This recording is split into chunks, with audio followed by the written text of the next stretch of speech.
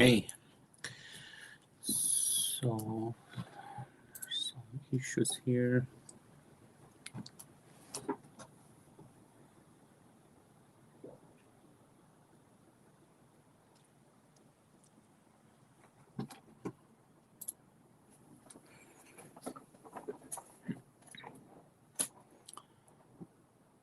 Hello, everyone.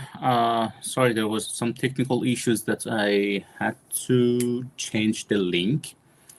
So let me just put the new link in the Meetup group. Hopefully everyone can find it. There was an unexpected thing. Let me just check in the event. I can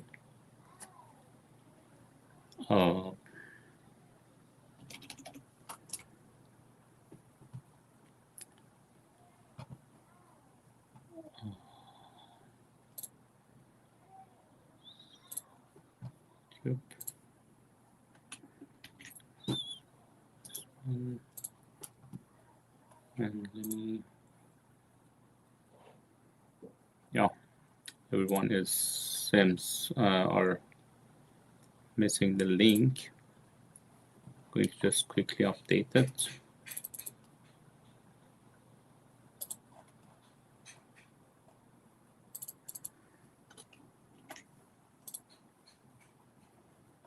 And hopefully everyone gets the new link.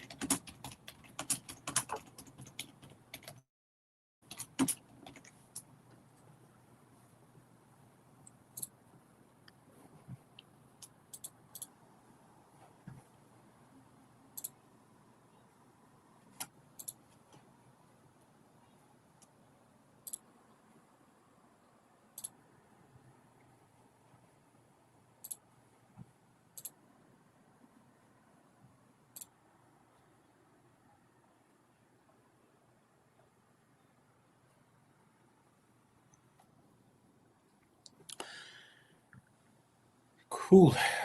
So sorry for this technical issue. I hope the others, just find the link and back to this channel again. Okay.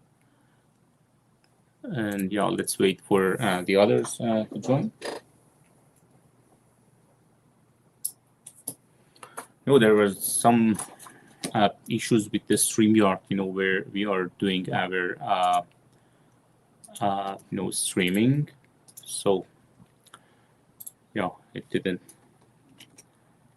like us.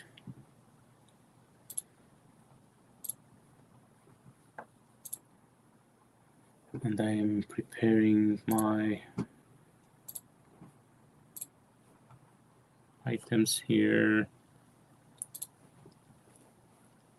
Oops. There it goes.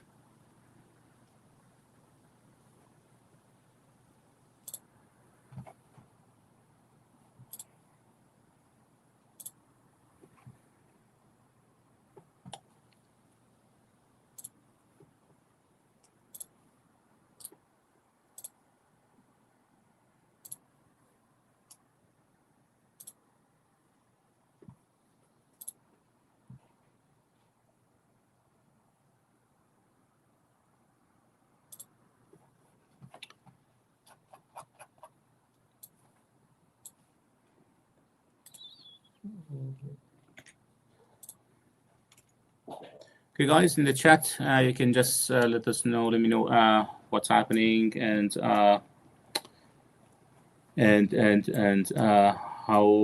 are you with your studying? Have you got your voucher or not? Just stay tuned.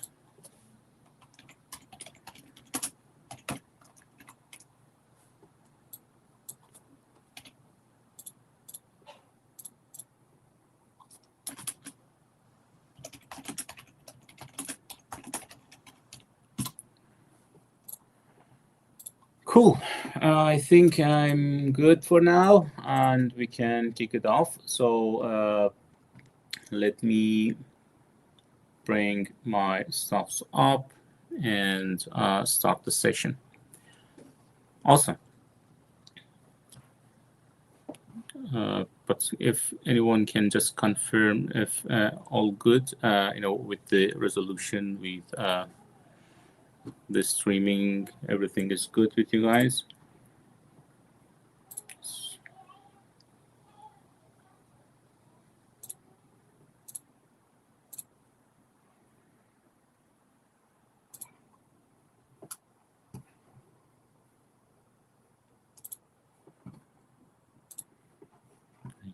Up, also this one, bring it up, share my screen.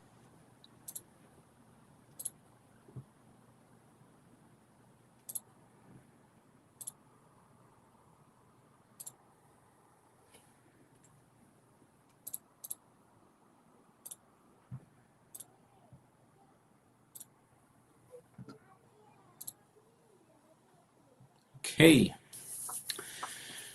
So, cool. Yeah, session number 4 of the series of DP-600 at Fabric Café. Yeah, my name is Mehrdad Abdollahi, the community lead and your instructor in this series of DP-600 exam preparation. I'm based in Vancouver, Canada, and yeah, happy to be here at Microsoft Fabric Cafe, a global community born in Microsoft Learn with almost 6,000 members around the globe, with focusing on Fabric and Power BI. We have the weekly sessions for those who don't know about our sessions. And here are our social information that you can just find us on YouTube channel. Feel free to subscribe on that and share with your friends. And on our LinkedIn page, we do our announcements on the community groups and also the Fabric community group. You can just start the discussions and find your peers.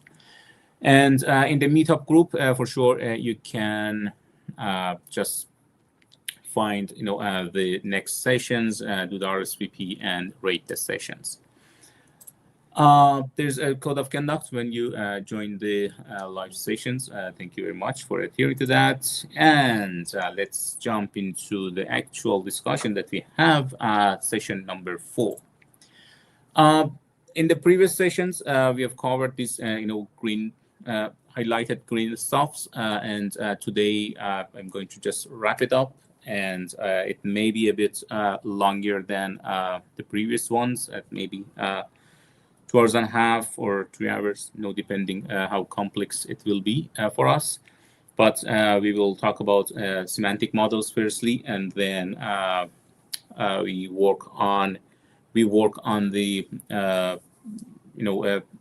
Power BI itself, DAX Studio, and these kind of stuff. And then we move to real-time intelligence and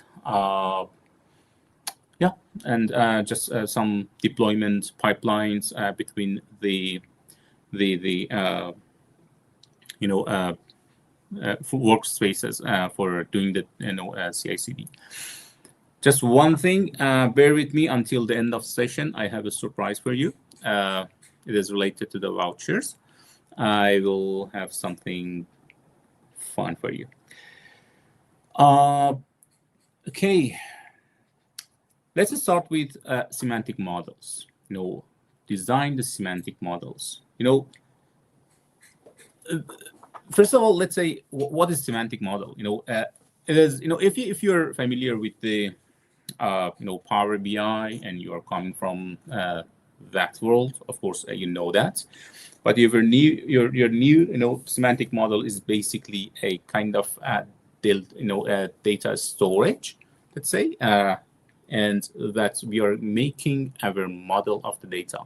We are making the tables, connecting them together, and make them ready for being used in our visualization in the reports in Power BI or other tools. Of course, in the enterprise organizations, the data is massive. It could be complex. It is diverse. We can find the data from different sources, and the data is rapidly changing or adding to that, and it is very important for them. It is valuable for those organizations. So it is important how we model the data to be more scalable.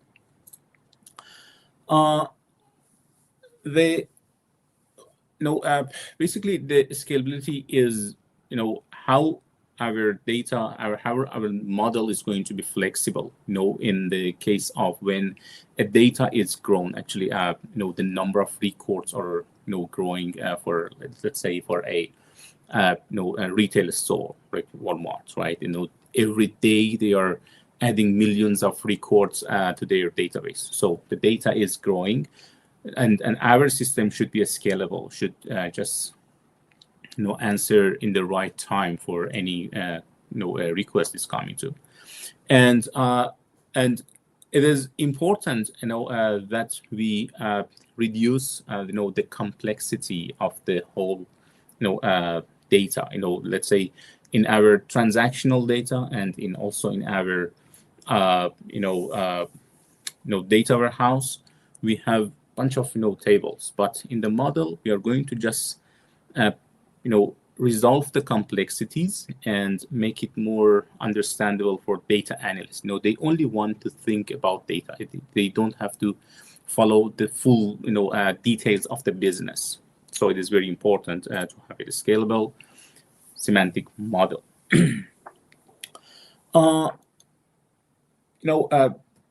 There's a question: how do I design for scalability? So of course, firstly, we need to follow the best practices when we are creating our model. What are the best practices? We can talk about them, but of course we can follow the instructions that are follow the best practices in sourcing of the data, transformation of them, loading them, where to store them, and how to store them, how often to refresh that, and if it does make sense to import the whole data or a bunch of data.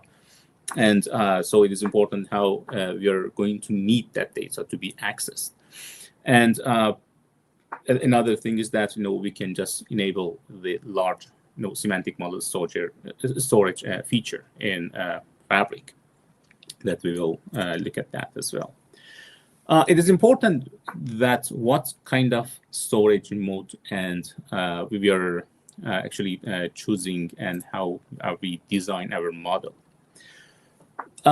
First of all, let's go to the Fabric portal and see where this basically semantic model is going to fall in, and where we can find it.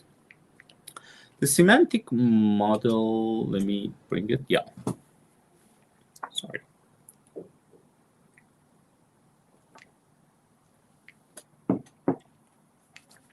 The semantic model can be built in different ways. One way is creating it from our, let me just go to the workspace that we have created before. Very first one, is creating a new item, and we can look for that semantic model. And as you can see, it is located in the stored data section. So it is the storage of the data. We can create it, right? The other way is, for example, we've got our lakehouse, right? And we can build the semantic model from those components that are in that lakehouse, plus just adding something else from the outside of that. When we open the lakehouse, it is going to be shown here, or even in the SQL Analytics endpoints, we can see the semantic model.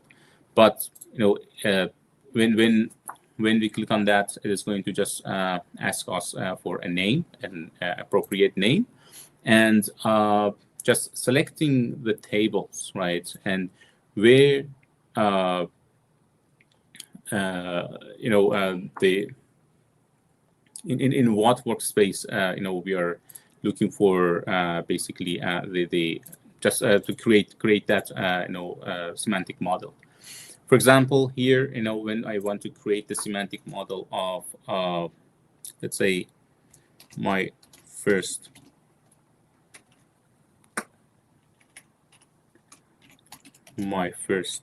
semantic model in Lakehouse, let's say. And I'm going to just choose the tables that I've got. I have a fact cell and dimension of city, and just confirm it. Then all those tables are going to be selected tables are going to be loaded in my model. That's it. I don't want to dig deeper, but let's see what are the available options firstly, and then we can available options in the semantic model, and then we can just back to the slides.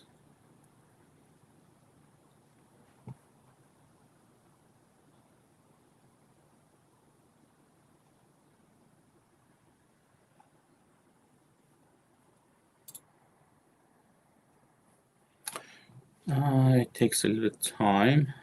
So while it is busy, let's jump into the slides. So it is important that what kind of storage mode we are choosing for each table that we are loading basically into our semantic model. We are adding that to our semantic model. There are three main storage modes that we've got. It is importing the table, importing, the data is going to be imported and stored in the Power BI or in that semantic model, let's say. And basically the actual data is landed. The import can be, imported from a file, from a database outside of, let's say, Fabric, where we don't have, direct access to that. We can just it can be even on-prem things that we can just import the data for them. And of course, when we load the data there, we need to refresh that data in regular schedules.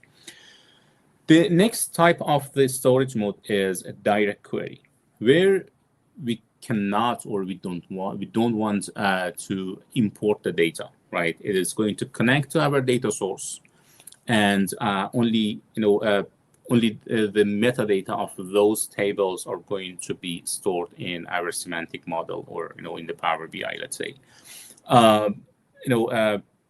It supports limited transformations because it is landed in that data source. We are not loading them. We are not doing the full transformations in our Power Query. And but the good thing is that it is always up to date, and we are always getting the last data from that data source. Of course, there are lots of limitations there, but the important thing is that when we use the direct query, right?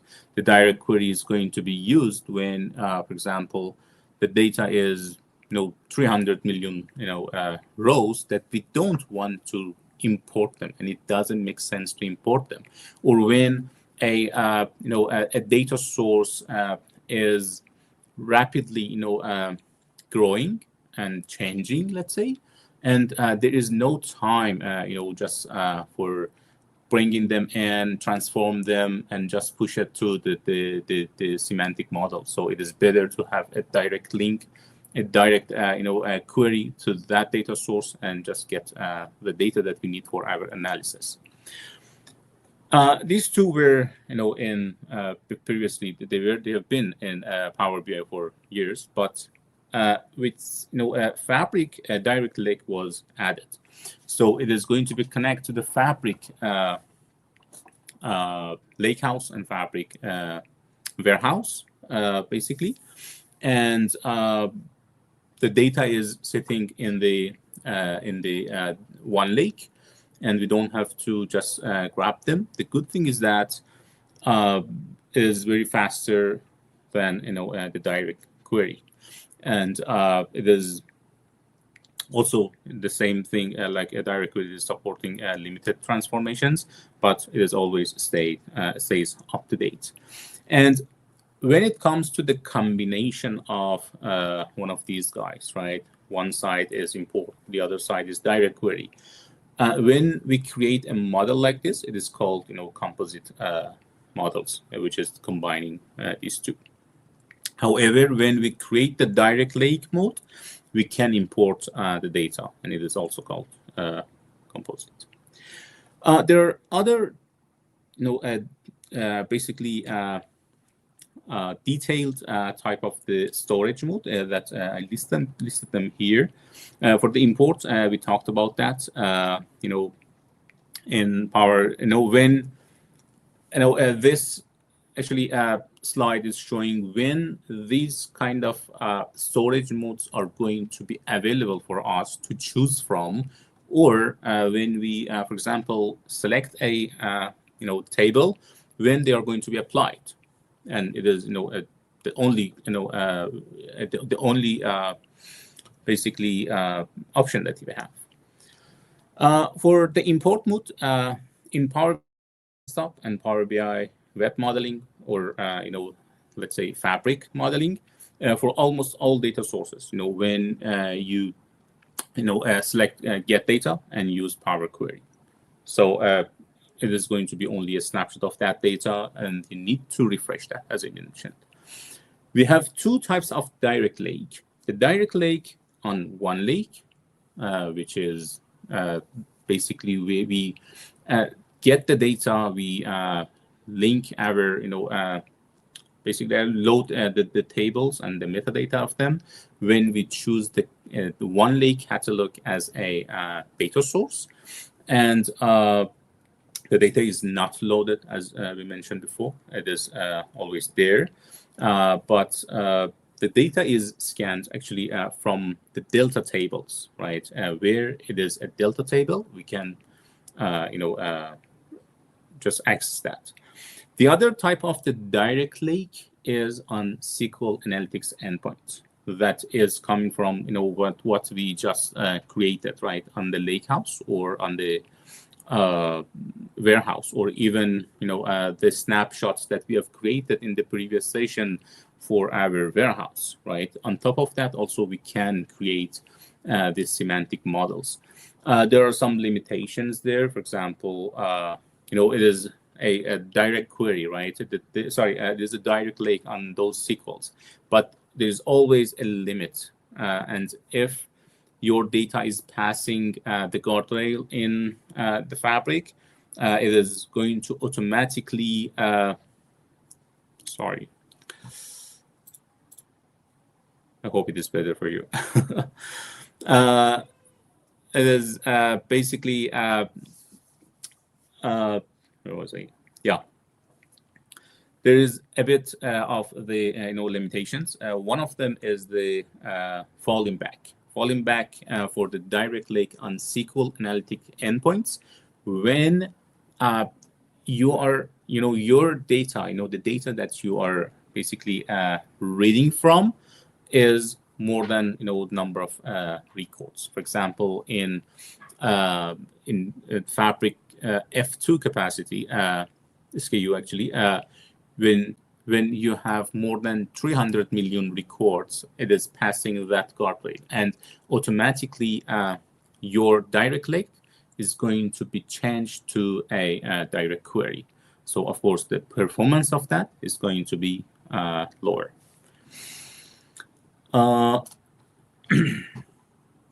So the next one is the direct lake on SQL is available on the SQL endpoints, as we mentioned. And the direct query in Power BI Desktop for some data sources such as SQL databases. When you select get data and use Power Query, it can be the direct query. The data is going to be queried from the source, but The thing is that you can change the direct query to import mode in your Power BI desktop when you are creating your model. When you just change it to import mode, you cannot just change it back. The other type of the storage is direct query on Power BI semantic models. So it is in Power BI desktop available. When you connect to a semantic model, which is in your Power BI service or in the fabric, then basically you are making a live connection to your semantic model to get the data from. And as it says, the DAX queries from the new model run on the source model and can use measures from both. The next one is dual. So for the dual, it is only in the Power BI desktop that when you have the direct query mode, and you can just switch between import and direct query, right? And in this case, you are just letting Power BI to just make the decision where import the data and where do the direct query based on the circumstances that are available at that point in time. So the thing is that the relationships are going to be limited for these type of the storage mode, and for the hybrid one, which is more complex stuff, that is going to be only available in the enterprise mode. In the premium, mode and capacity. That is basically in this hybrid is when you are activating your incremental refresh, and in those scenarios you have an import table, and you can just put some part of that in the archive section dynamically, and in one section of that, which is the data from your previous run until the data that is in your transactional database or your data warehouse, or the source of the data wherever it is, you can just it is going to just make a direct query. So it is going to be a hybrid, and it is only available in basically to implement that you need to just have access to the Power BI desktop. So let's go to the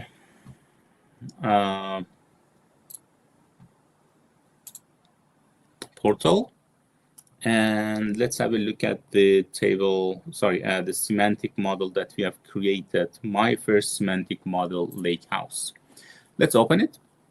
So what does it give us at the first stage? It is just going to just give us some high-level information, and when it was refreshed, the refresh is what we discussed, the import, if it is in import mode, it is going to bring the data in. If it is in the direct query or direct lake, this refresh is basically is reframing or just getting the latest metadata from your source and make your model to keep your model up to date.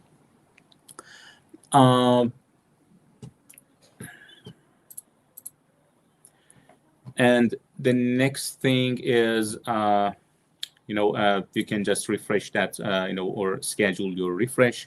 The refresh, the count of refresh schedules are varied based on the capacity that you are using in the Power BI Pro. If I'm not mistaken, it is only 8. Let me just bring it here. You can only define 8 just times in a day, And in the premium one, you can go for 48, if I'm not mistaken. Just correct me if I'm wrong. And yeah, that's for the refreshment. Let's back to our semantic model. So in the right side, you can see the tables. And on top, you can just analyze it in Excel. If you're comfortable in Excel, you can explore it. You can share it with others. But sharing, you can just give others access to allow recipients to modify this semantic model, allow recipients to share this semantic model with others. Allow them to build content with the data associated with this semantic model. And if we are going to send any email notification for those guys, we are adding to them. You can just, as I mentioned, if you click on one of these tables, it is going to automatically show you the data. I just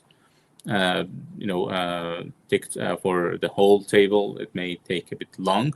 These tables are sitting in the lakehouse, so it may take time to load it a little bit. I don't know how long, but I would prefer to look at the data somewhere else.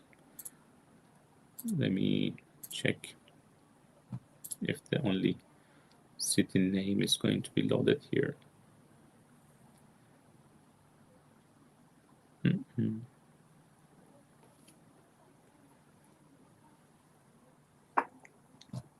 Not sure if we have data in those tables, but there should be. Let me do this. Okay. Before we jump into that section, let's open the semantic model for now. We will do the exploration of that data later. But for this one, when you open it, firstly, it is in the viewing mode. Of course, you need to just change it to editing mode if you want to do the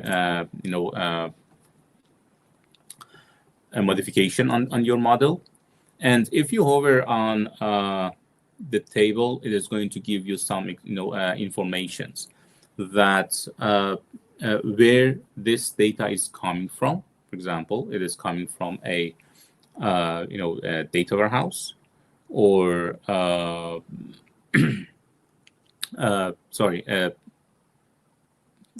this SQL analytics endpoint I'm in. The storage mode is direct lake. What table is it? And there is no relationship between these two yet, but we can create one. And when you put it in the editing mode, of course, the top ribbon is going to be enabled for you. And you can see, you can add the measures. We will talk about them. No worries. Just wanted to show you how it does look like. And while we are here, you can just create a new report on top of this. You can create a new report on top of this model, or even save it to a version history. So it is going to give you a history. Only 5 histories are going to be shown here. And the histories, actually, the version history of a semantic model is happening automatically sometimes. Actually, in the cases that you publish a new model from your Power BI desktop, or you open it from the front end, as I have done. And the other type of the versioning is that I just save it as a new version. And when I save it as a new version, I can just set a comment on that to just know what's happening. And as I mentioned, only top 5 of them are going to be available here. Let me just back to the slides. Let me check if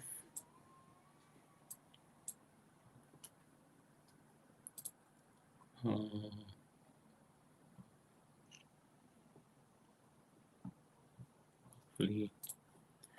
this is visible for you. Okay, cool. There are some, as we mentioned, when we are going for the, creating a scalable model, we need to follow the best practices. The best practice, one of the best practices is, just prepare data upstream as much as possible, right? What is upstream? We have upstream and downstream, right? For the upstream means where we are getting our data from the sources. It can be the databases, the data warehouses that we are using, the ETL process that we have, the data flows, pipelines, whatever that is related to our source of the data. And there are lots of ways. For example, we can connect to the views instead of the actual tables. We can only add the tables that we need, only add the columns that we need, and not selecting everything and bringing them here and then filter on them, or just remove the unwanted columns. So it is important that if we have a plan for, if we have a proper plan for our model and our reports, then just identify them from the beginning in the source, create a view on them, or even calculated tables or materialized tables that can reduce the work of the transformation in our model when we are encountering with the model. It is important if you're having a large data, just use the incremental refresh and partitioning, avoid loading unnecessary data. Just use the appropriate data type, the data types that are supported in Power BI and Semantic Model. Just look for them and just find the comparison between and what type of the model, what data type basically is going to work for you. And just make sure, just one of the examples that is brought here, for example, use integer as your ID columns instead of the strings, right? And try to push more, more of the the pressure of the transformation to your data source, and just consider folding of your data movement and data transformation. And so it is going to just give more space for your model and less pressure on it. We mentioned about the just large data models, large semantic models, that when we are having large data models, we need to keep in mind that there a limit for our data models in Power BI service or in Fabric, which is 1 gigabyte. And but with just enabling large semantic model storage format in our for the semantic model that we have, it is going to just maximize the size of that. It is going to give it more space for doing the data transformation and also all of the queries that we have in our semantic model. Where to find it? Let's jump into the slide. To the portal, and when we go to our workspace, we can find the semantic model that we've got, and click on settings, 3 dots, and click on settings.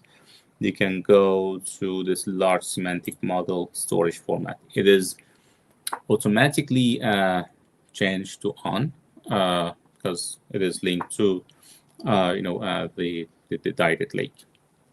And when you publish it from your Power BI desktop, initially it is off, but it is going to be on after the first refresh, I think.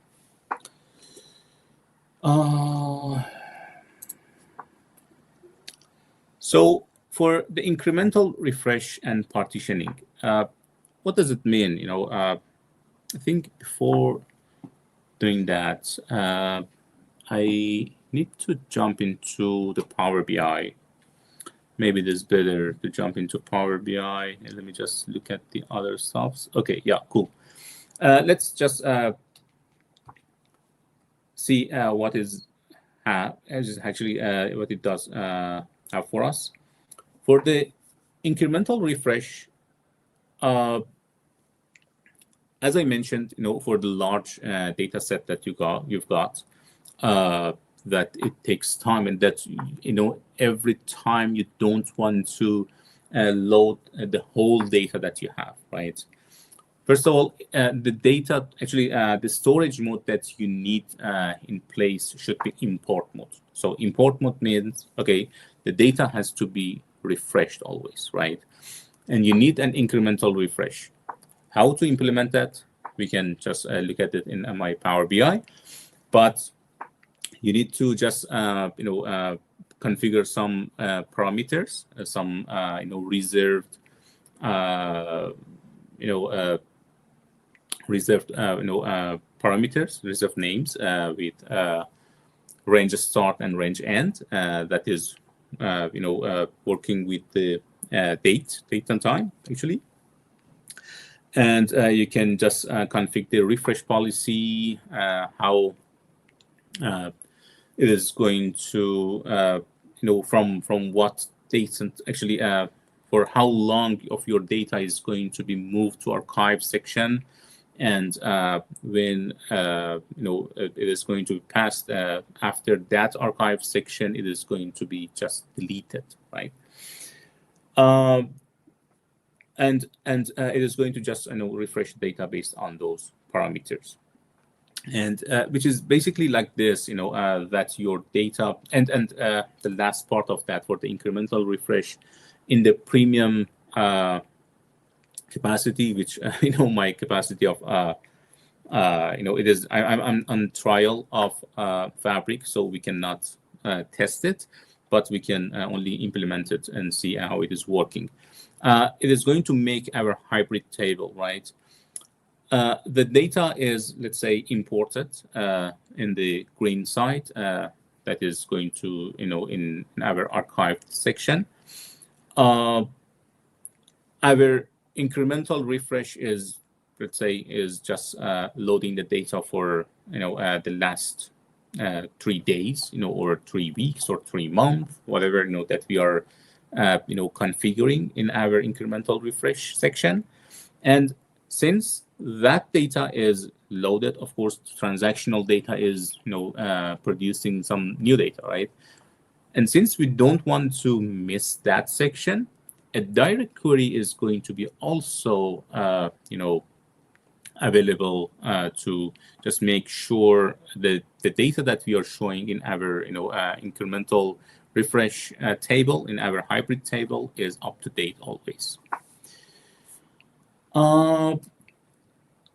We've got, the partitioning as well. That the partitioning is basically means, it is dividing your tables to the smaller segments, and that the smaller segment is mostly happening, in the date and year, let's say, based on the cardinality of the data that you have in your table. You can just define, the partitions, but in the incremental refresh, it is going to be happen. And even for those partitions, you can just refresh them on demand. You're not refreshing the whole data. It can be configured either in SSMS or tabular editor. We will have a look at that as well. Cool. Let me connect to my Power BI. And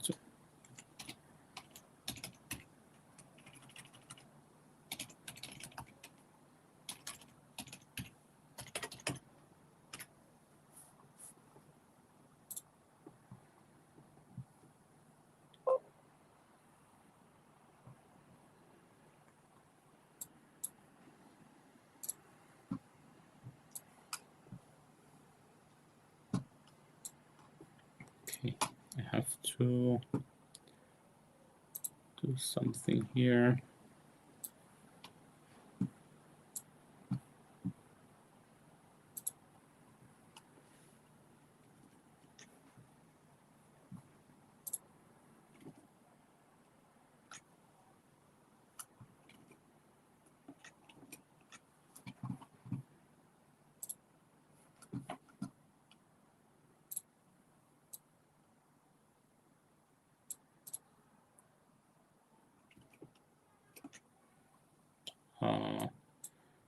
Just trying to bring it up.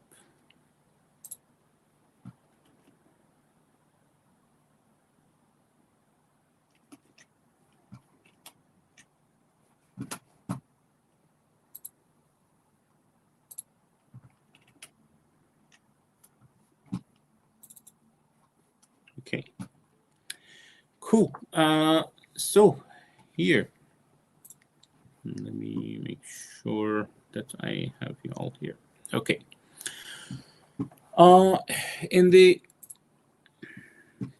data, actually, sorry, in the Power BI,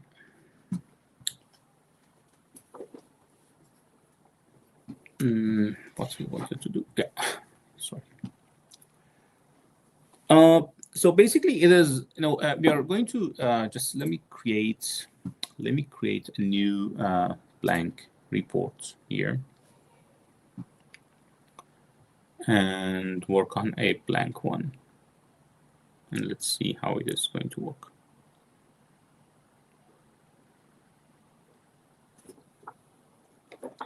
What I want to do in the Power BI is connecting to a SQL server to import the data. It is Azure SQL Server to import the data and just make the relationship between them, then set the incremental refresh and just publish it to our model. I want to just get a data from SQL. I did have some sources before, but let me just get it.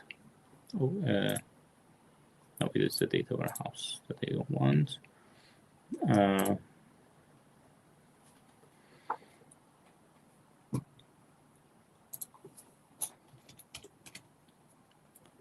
The Azure SQL, Azure SQL database. They have, let me just find it.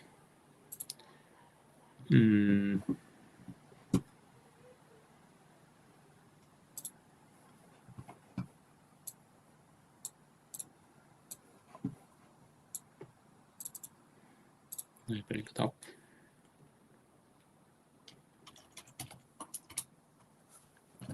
Should get my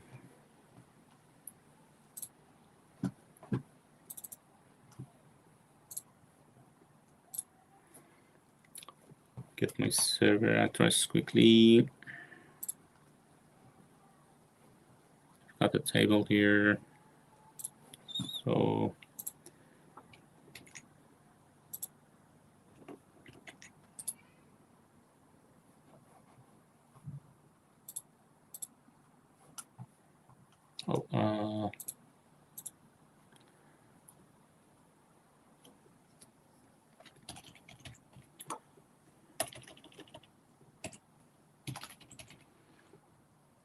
Fabric, Azure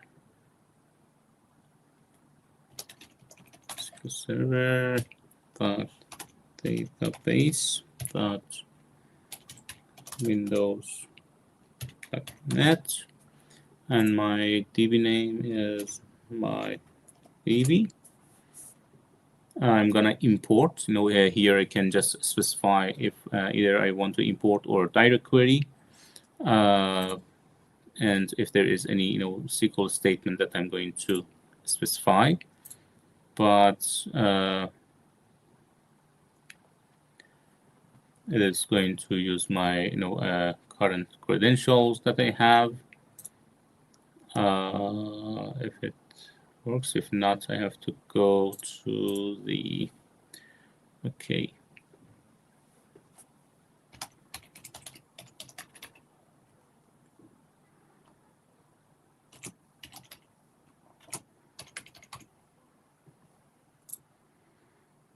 Oh, what's happening?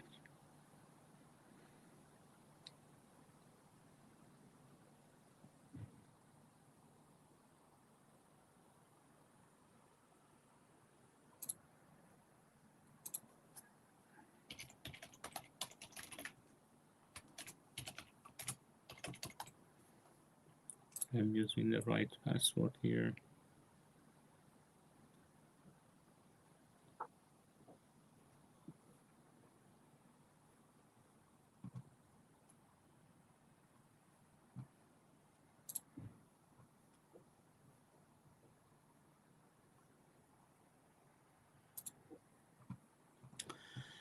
So let's wait for this one to be connected to database.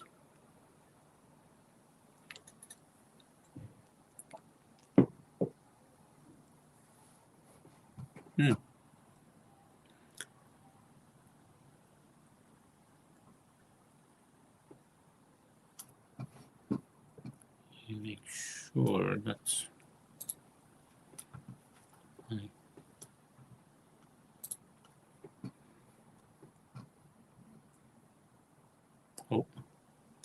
so give me a sec.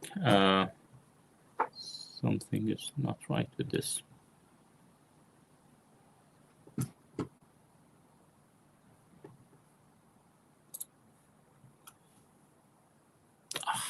SQL admin, not the Fabric admin.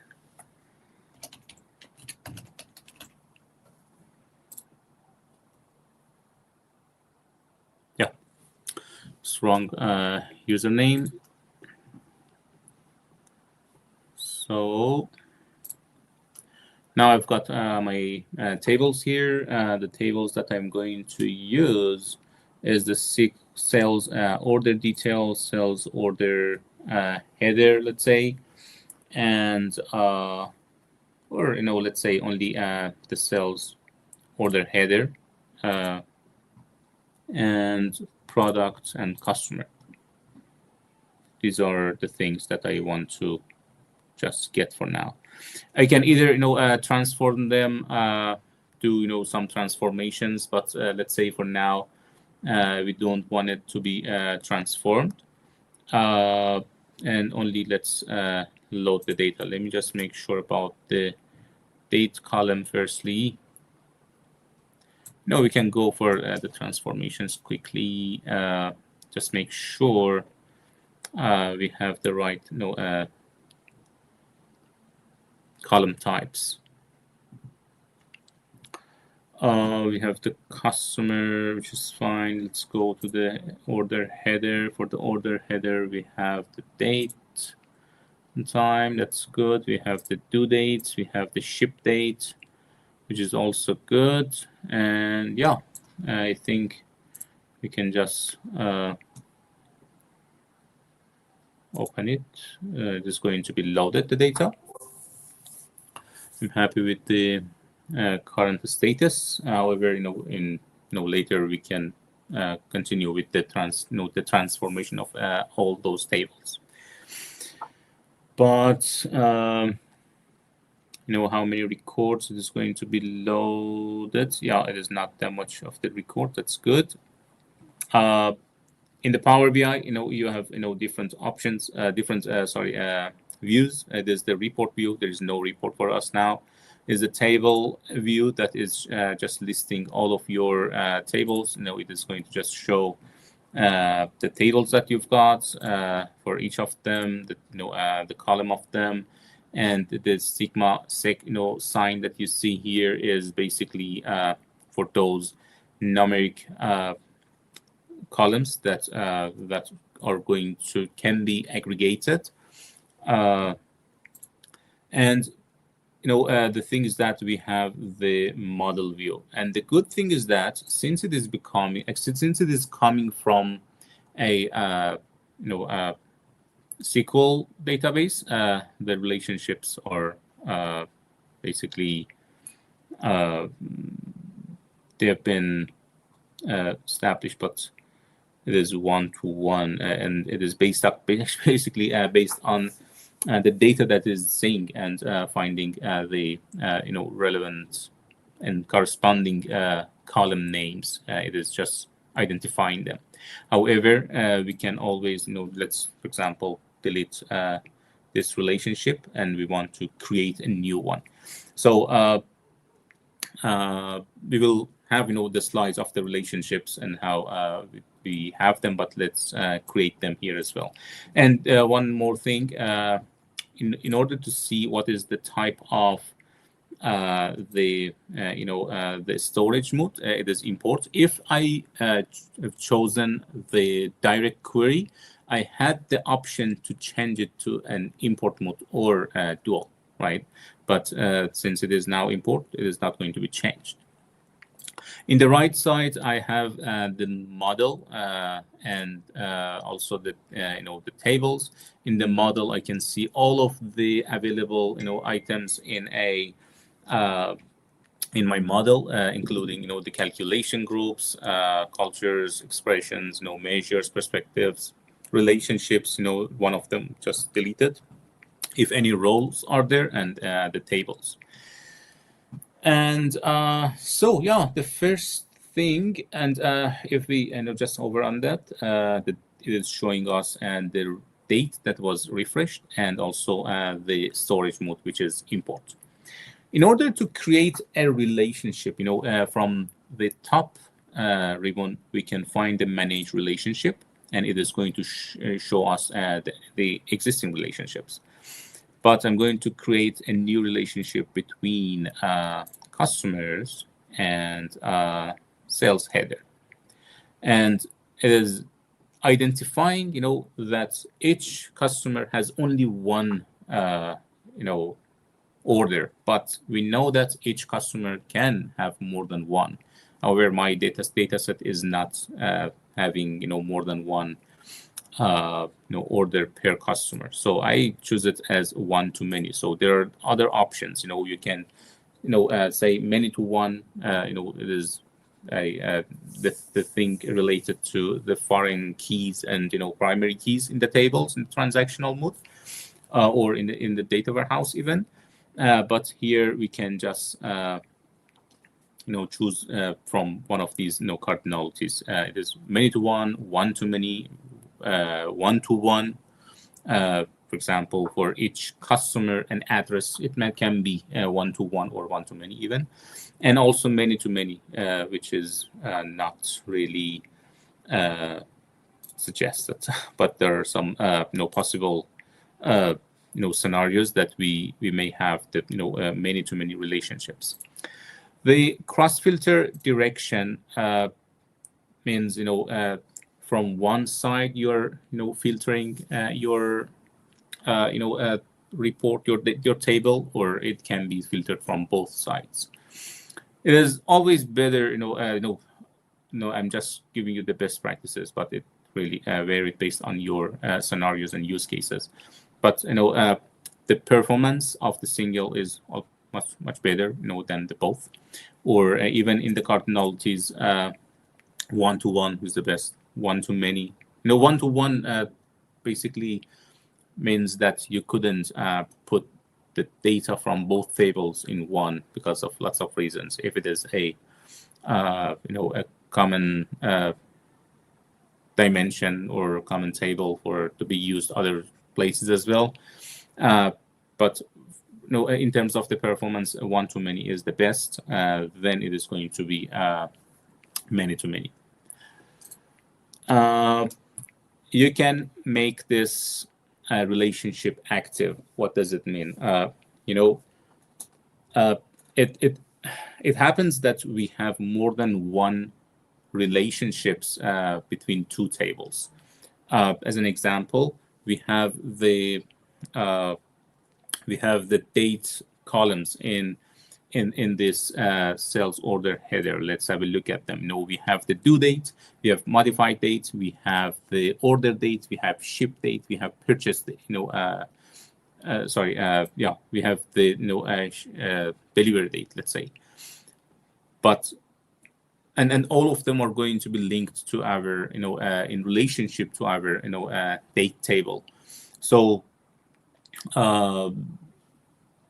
in that case, we need to just make that connection, make that relationship between our date table and this sales table. So only one of them can be active, but it doesn't mean we cannot create more. If we make one active, the other one is going to be inactive. But if we need to query the inactive one, we need to just say a use relationship in our DAX query that we have. But for now, let's make this as active.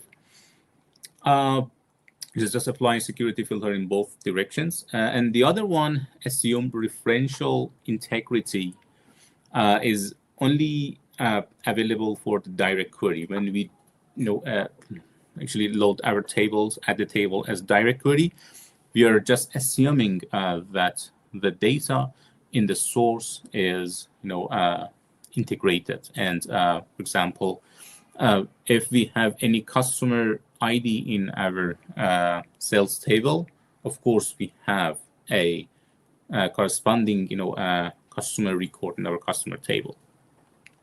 So let's just create it. And it has been created between these two tables. So for we of course we need a date table always, and there are the the next sections that we are going to talk about. But let's firstly implement the incremental refresh, right?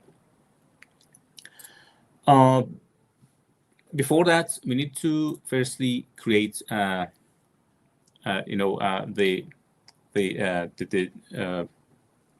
parameters, right? And it can be a field. The field, let's call it as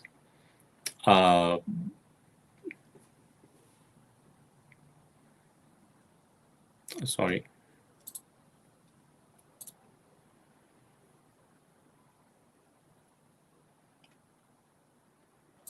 Did I? You need two fields, range start and oh, it is not here. Sorry, my apologies. It is basically when you're doing the transformation of your data, right? For the sales header, I just mixed them up. Your transaction header, when you go for the transformation of the data, then here you're gonna create a your parameters from the manage parameters. You can just create a new parameter, call it range start. Is going to be required. The type of that is date, and let's say the current date is 2010 0101, and let's add another one. It is range n. That is also a date, and the current values is going to be today's date, for example, the 25.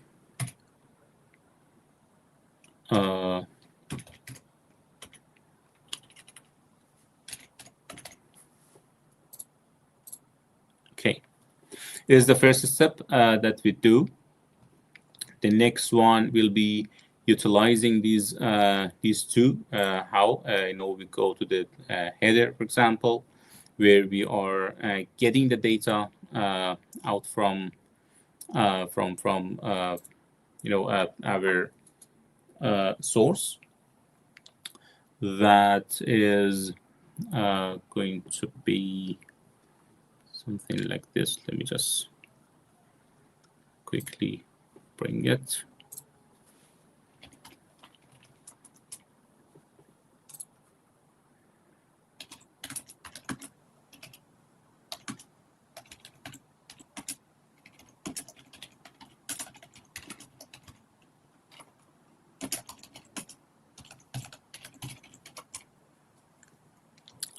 So in here, if there's no enough space for you, you can just open it like this, and for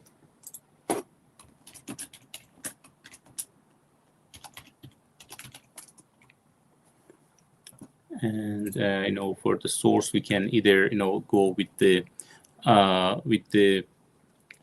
this code. Let me just copy the code, bring it in, and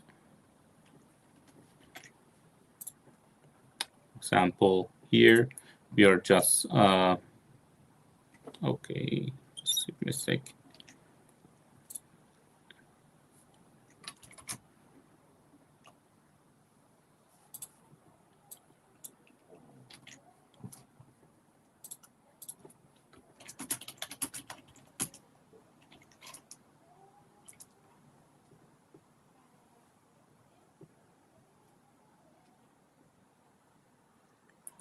Let me just quickly add the the script.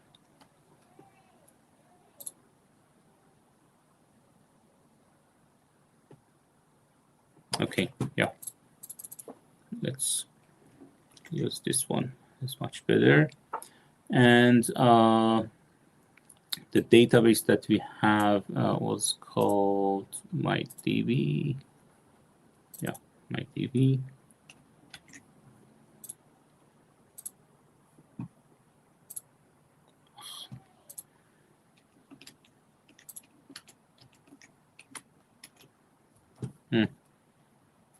It's not.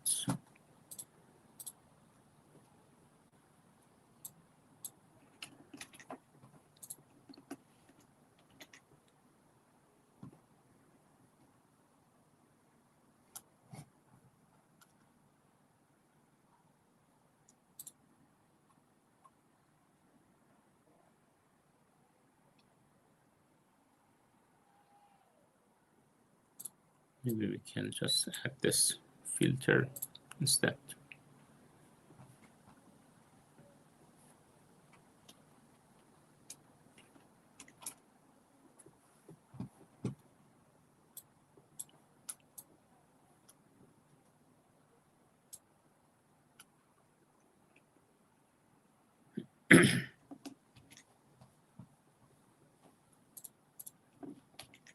Okay, and here, the start date can be other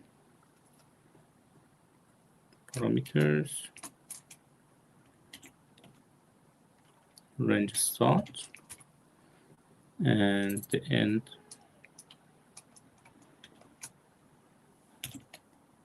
range ends.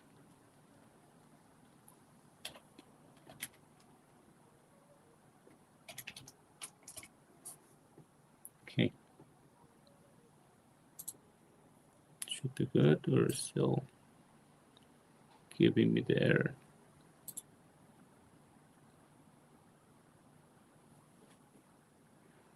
I'm missing something here.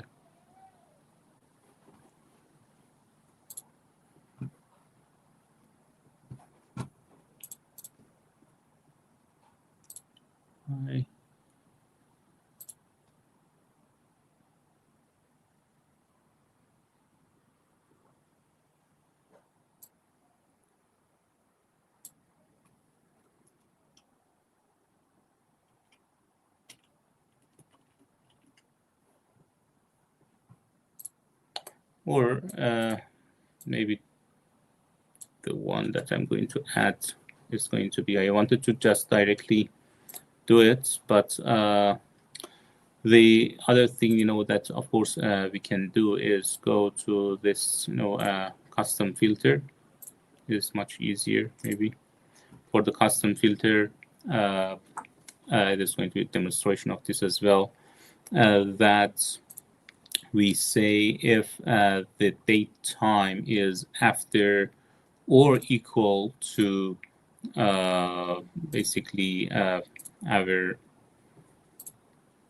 we want to just find it, let me just find it here.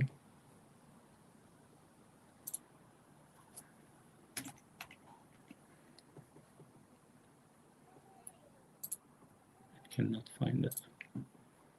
It's strange. In the custom filter, should be able to see those parameters.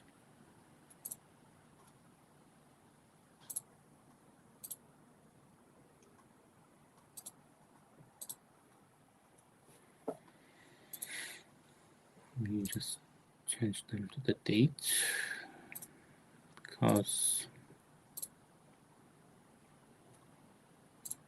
yeah, that's it. So I just change it to date, and from list of parameters we can range start, but it will be after or equal to, and for the next one we say and is before that range end, and it is it is basically the configuration that we add for specifying from when to when actually is going to load our data. The next step for us will be just right click on the table that we've got, and just click on the incremental refresh in your model or table, and you're gonna choose the table. The table has already been selected. The parameters are there. Oh, the parameters are there. It might not be saved.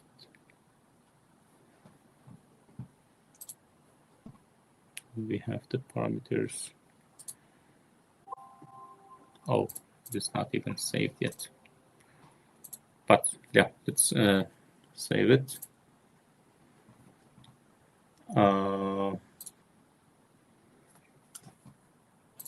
Gonna just create a new Power BI, not the projects, PBIX.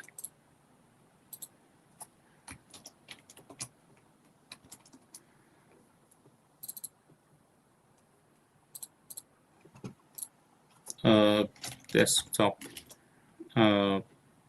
semantic model, let's say, and save it. So once it is saved, let's just try it again for the incremental refresh. It's still not working. The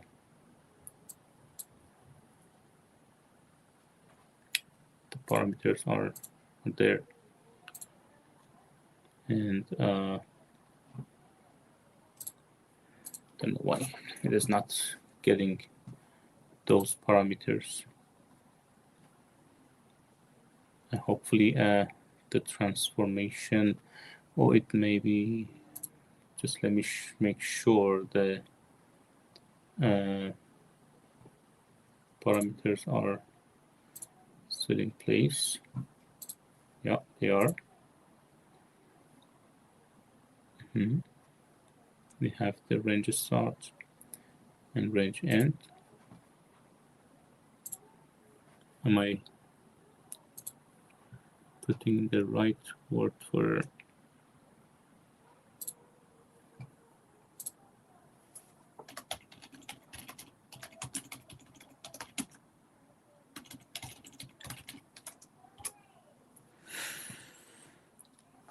Yeah, it should be good. Oh, the type of that should be, that is maybe why. I did not choose the right type. Okay. So let's go to the managing parameters, choose it as date time, and the other one, let's make it as date time as well. Okay, and in our header, we need to remove this change type, and it should be good now. Just apply.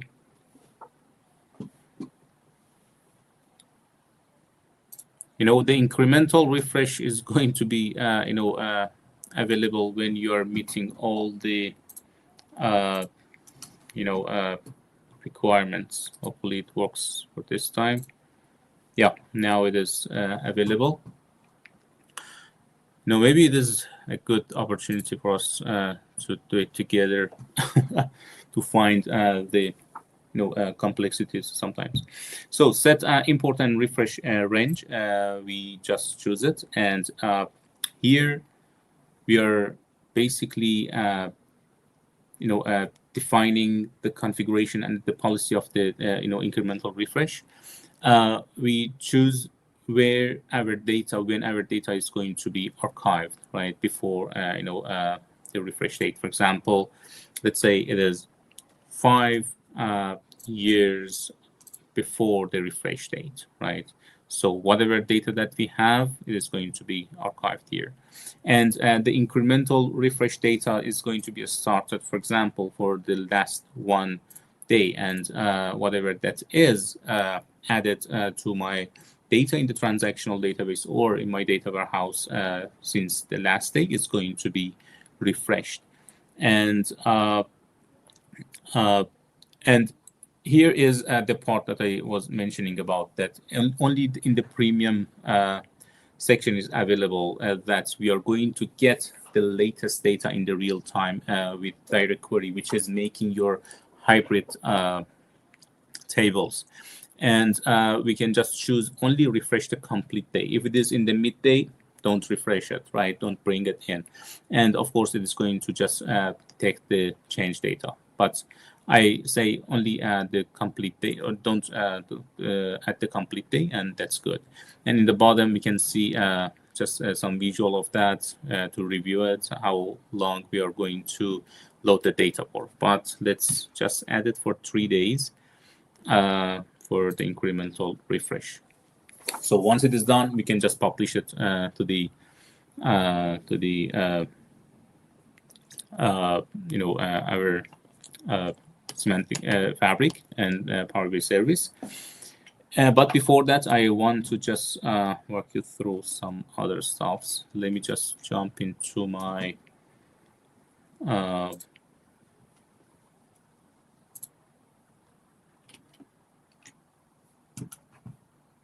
slides quickly.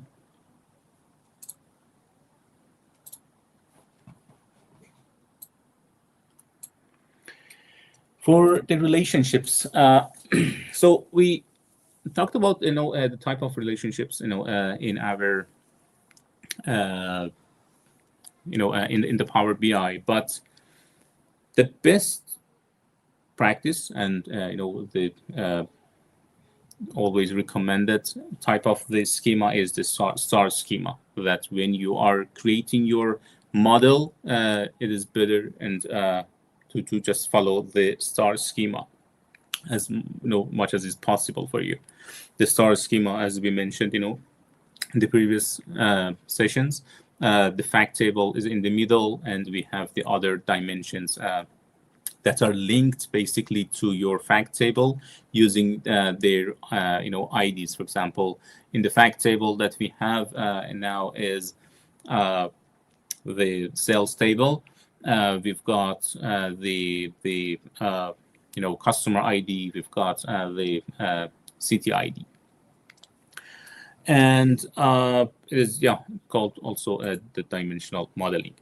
And to understand and know the relationships, the model relationship better, the relationships are basically going to only select those records that are related to the selected items. For example, if you start from the the category of the products, we can say the total sales of this category of product, the category A, and for the product of the red color is this amount, or it was in that year for that specific product was in this amount. So we can combine the filtering using our relationships. For setting up the relationships, we talked about that. It can be one to many, one to one, or many to one. There are some DAX functions. For the DAX, we will just talk about that a bit later. That there are different DAX functions. For example, for the related one, it is using the active basically relationship, or for the third one, for the use relationship, it is basically using inactive relationship that we talked about. Or even you can just look at the cross filter. The cross filter is doing the bidirectional relationship between two tables. For the inactive relationship, as I mentioned, for a table, we can have the different relationships between a date table and your sales table for the order date, ship date, and delivery date. And then based on that selected one, of course, your visual is going to be updated. Here is just an example of the DAX query that we will just talk about later a bit.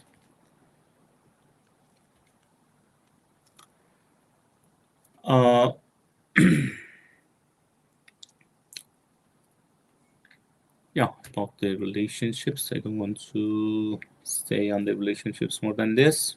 About the measures and basically DAX query.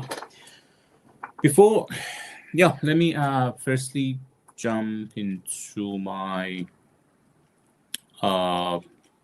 portal and go to the semantic model that we just created in our portal. I'm not talking about the Power BI desktop one, but the first semantic model that we have created from our lakehouse. There is an opportunity here, an item here, that you can write your DAX queries. So you can write the DAX queries, in different sections. It can be on this, portal. It can be in the DAX Studio that we will cover a bit later. But these are the available options. And what you can do are, just exploring what you have. For example, let's have a look at, the tables that we've got here. For instance, the first of all, we are going to just use evaluate. Evaluate, the table name is basically giving us the a selection of the records in that table. We can even make it more let's see if it's going to return anything. Just bring up the cache. It's all loading all the records in the sales table. I'm not sure how many we've got.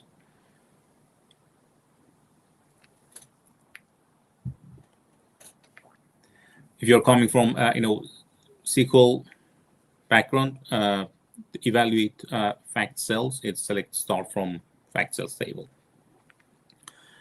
But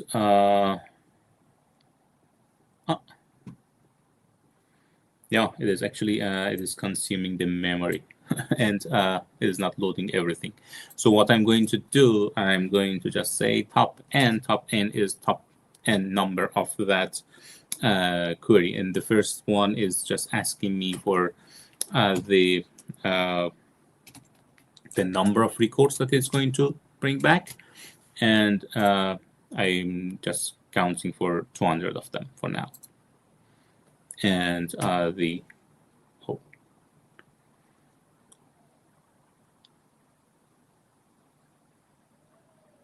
yeah, it's just giving me 200 of these guys. Or the other one can be evaluate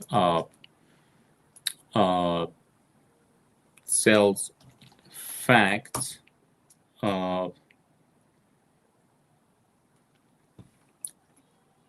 we can just let's just do it like this.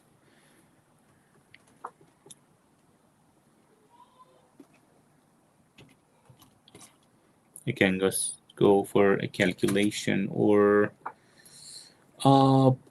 let's go with the select columns. The table that we are going to select is fact cell, and then we can go for the columns that we've got. As an example, sales key, and the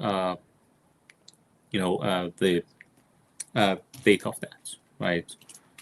The delivery date key, just as some examples. And on top of that, of course, we can go for, if we don't want to be out of the memory again, let's say top n number of these guys. You can just make it more complex and say evaluate just summarize of our table again, and let's say it is going to just grouping by, I can filter it. Sorry, it is grouping by. Let's just group it by city key, let's say, and then we can even go for a filter, or sorry. Oh, let's see. It is going to give us a aggregation of the number of them, basically. Or no, sorry, summarizing, just keeping the column name. And for evaluate again, we can just go for the calculate table, fact table. We can just filter, for example, I don't know what columns we've got here. The columns that we have are, let's just take the top 200 of them.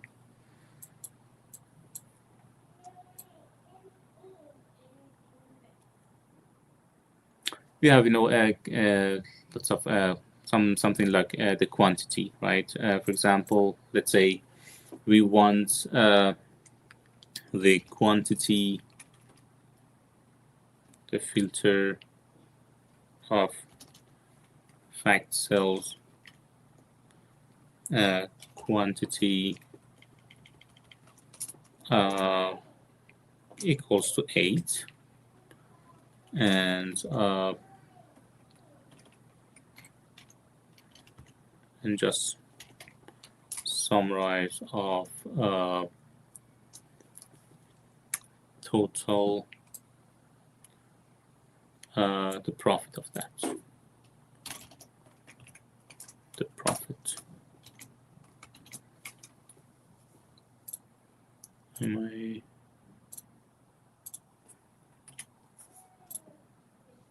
good? or am I still missing anything?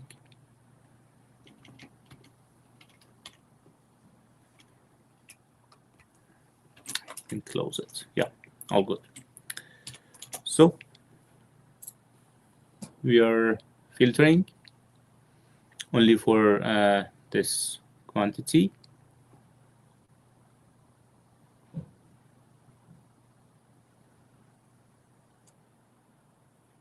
Oh, seems nothing.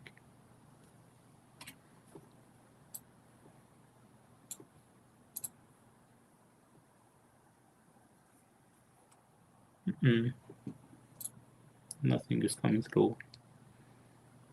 Yeah, anyway. I think I had a nice expression here.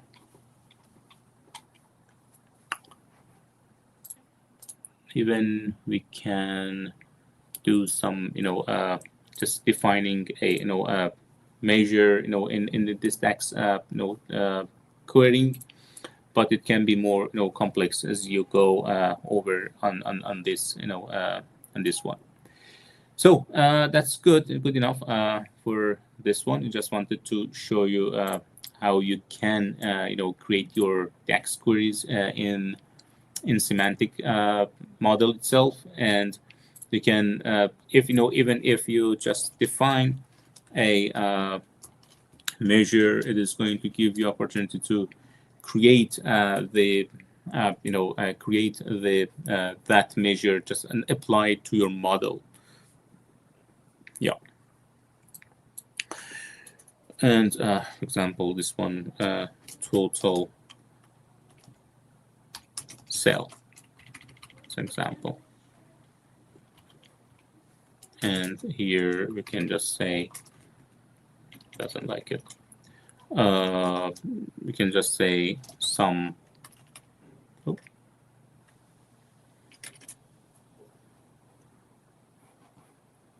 Let me check my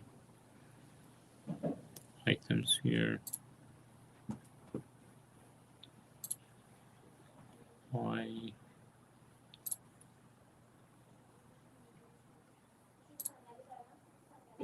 Doesn't work.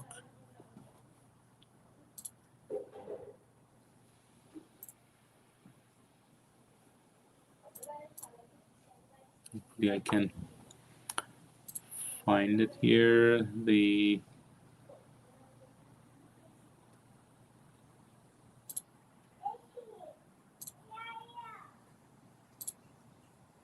Yeah, I've got some here. So let me just take a copy of what I have from my previous items.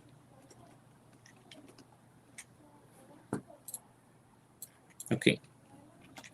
It's going to, yeah, it's looking at another table that they've got in somewhere else, but giving us, maybe some idea of some examples. For example, for defining a measure, I'm going to just create it in my, let's say, fact.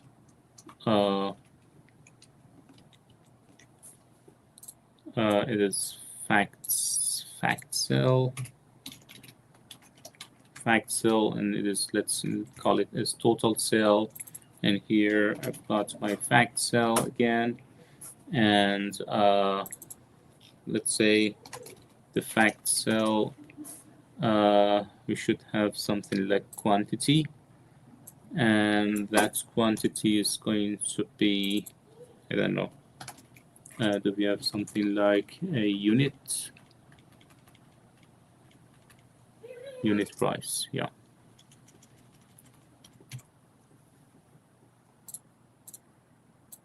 Let's see, does it work?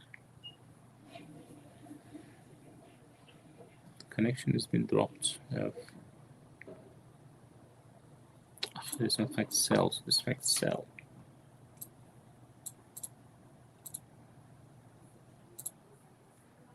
And this total cell should be good.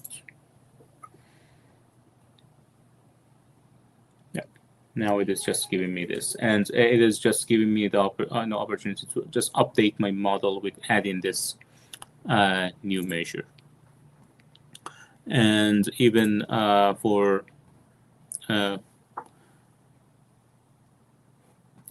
this question from Ashkan, can we have 2 or more fact tables in our model? Yeah, of course you can do that, but it is not recommended. It depends on your use cases if you want to have more than one fact table in your model. But it is always better to keep your model as light as possible. And if we go with that second fact table, it is going to basically have a galaxy of the stars, right? Maybe it is not going to be pure star schema, but yeah, it really up to you and based on the thing that you have. So yeah, the other example that we can use can be some filtering. So here I don't have any products. Let's have for summarized columns. We have done it above for this one, but it can be just having something like this to give us this total sale.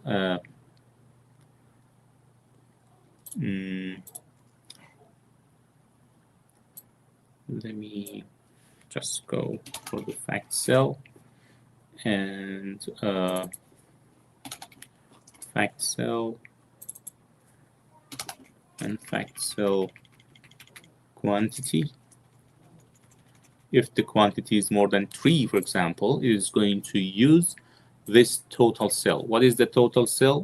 We just created this as a measure in this table, right?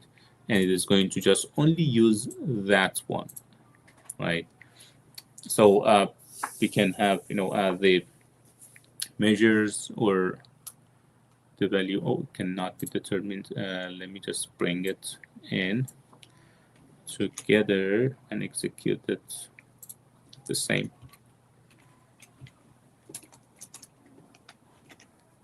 time. And maybe we can show you something else as well, which is nice also. As you can see in this selected execution, I have 2 evaluate statements. One evaluate is only showing my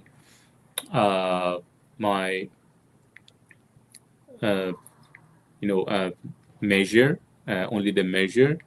The other one is basically ordering that. Oh, it is again.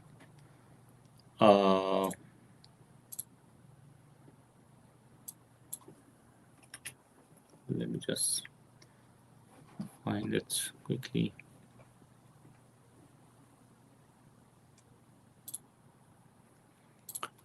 Where is I want to just here I want to say fact cell. Let's say by the city key. I don't have it, and it is hopefully it's going to work. And yeah, cool. As you can see, I have executed in actually 2 evaluate statements. One evaluate is only one row of my let me just find it, of my measure, and the other one is the evaluation of the summarized columns, right? That it is basically 2 results, and here you can see just 2 result sets here. The result 1 is showing that the measure value. The other one is the measure value, but this time is grouped by the city key that I have here. Yeah, that's it. I don't want to dig more here. Let's back to our slides. Hopefully I didn't miss anything there. So we just wrote some DAX, and we did query our semantic model, the tables that are there. However, the semantic model that we covered, we explored is a direct lake one that is looking at the data in our lake house. But what is the DAX? DAX is a data analysis expression that we can create measures. We can query the data in semantic model. We can create new table. We can create new column, or even creating the quick measures from your visuals. When you are in the report mode. There are the library of functions and operations for sure that we used some of them. And you can just build formulas and expressions there, and as I mentioned, you can create these objects. In order to create measure, we will be back to the Power BI again, but we can just define it. And it is the good thing about the measures is that they are going to be computed on fly, and there will be less a performance impact on your model in comparison with the calculated columns. I will let you know what the calculated columns are. And they are responsive to interactions. For example, if you have a selected city or selected filter in whatever, that value of the measure is going to be just up and down. It can keep the filters basically. And when you add it, it is going to be just indicated by a calculator icon. We will create it quickly. And about the filtering, as I mentioned, you can just create the filters based on your basically dimension tables that are in relationship with your fact table.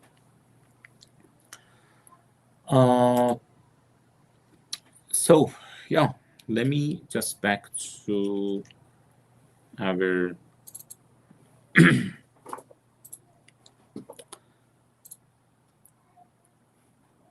yeah, cool.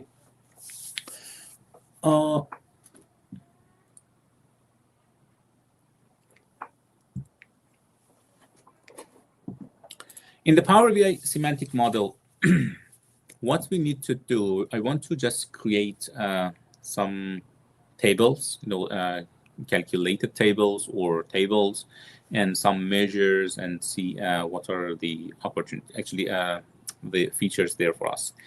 First of all, we have the header. In the header column, actually in the header table, we can just have a look at the table here, how it does look like, and what are the fields that we can play with them, right? It doesn't show anything because maybe because of the refreshment. Let me just refresh it quickly, because we have done some changes for the incremental load. It should not have the latest data. So let's refresh it quickly. But in the meantime, we can back to here. Let's see what we have to discuss. We have the basically the functions that we can use in our in the DAX language to create our measures. For example, one of the measures that we can create is using the calculate function. The calculate function is just don't look at its name, but it is basically going to give you the opportunity to just summarize your data, to just aggregate your data based on some filters. For example, here it is just summarizing the total price, but for the year of 2015, and from its name you can just look at total sales for 2015.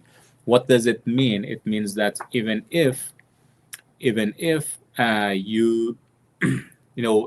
choose another filter, right, in your query. For example, you have chosen 2025 or the current cell, right, current total cell, but you always want to have the cells for 2015 to be shown somewhere, right, regardless of what filter you have chosen in your slicers.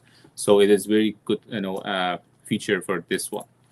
The there are some measures that are semi-additive, that sometimes they make sense to summarize them. For example, for the quantity, we cannot, summarize all of the quantities in one table of the cells. It doesn't make sense. For example, the quantity of sold pen, or it cannot be, added to the quantity of the books that you sold, right?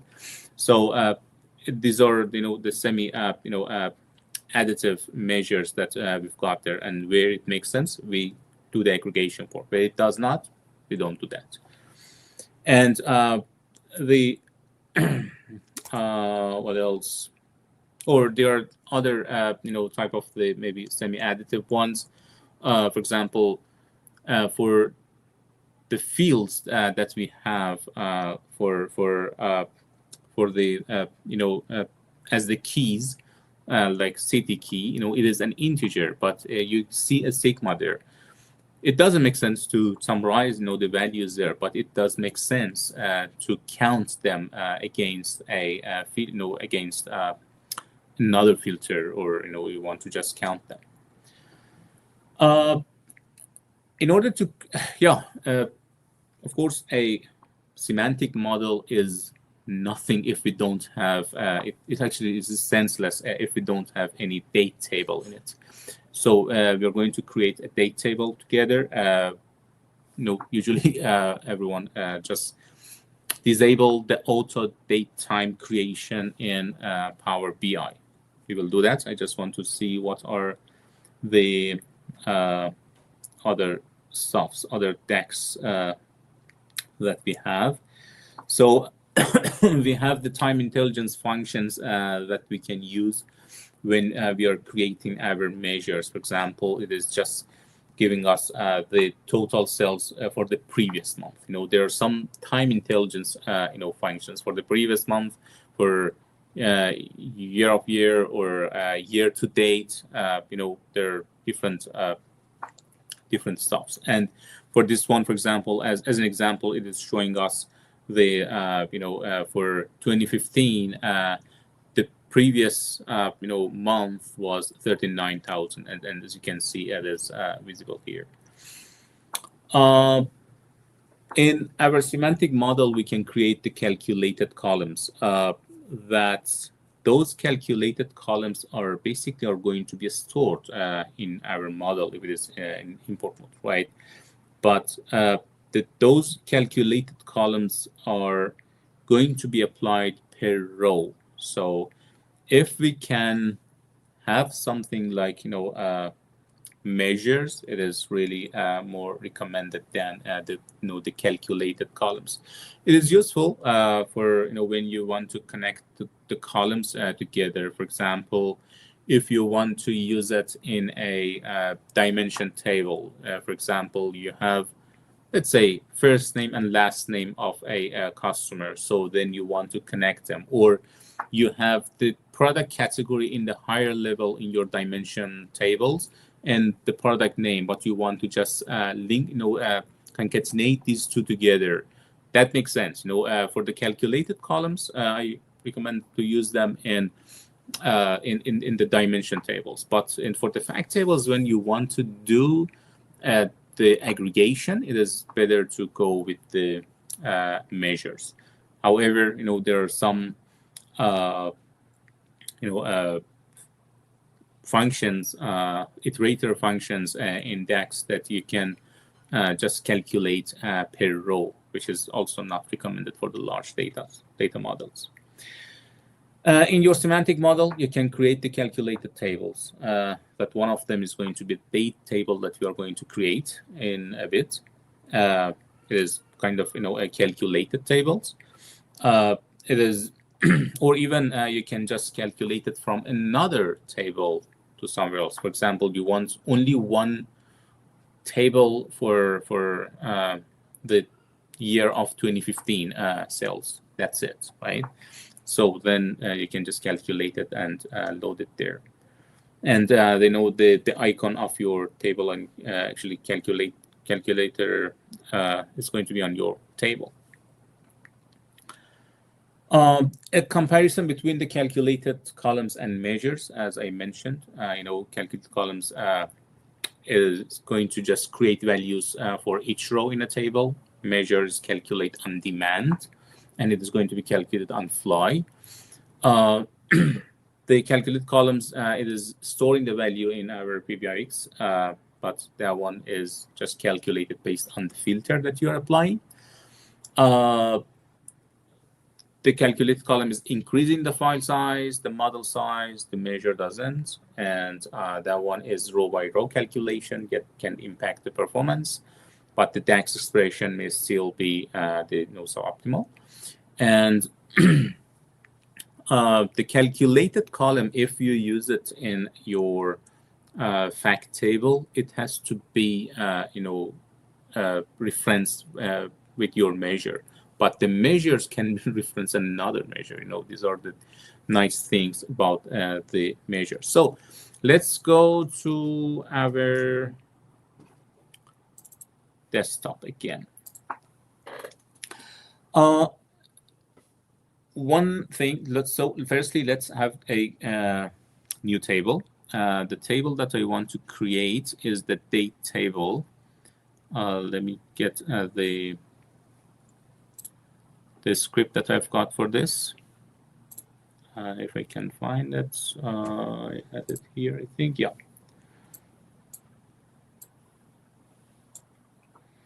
Don't have to write it. So, did I click on it? Yeah, just new table. When you click on the new table, it is going to just show the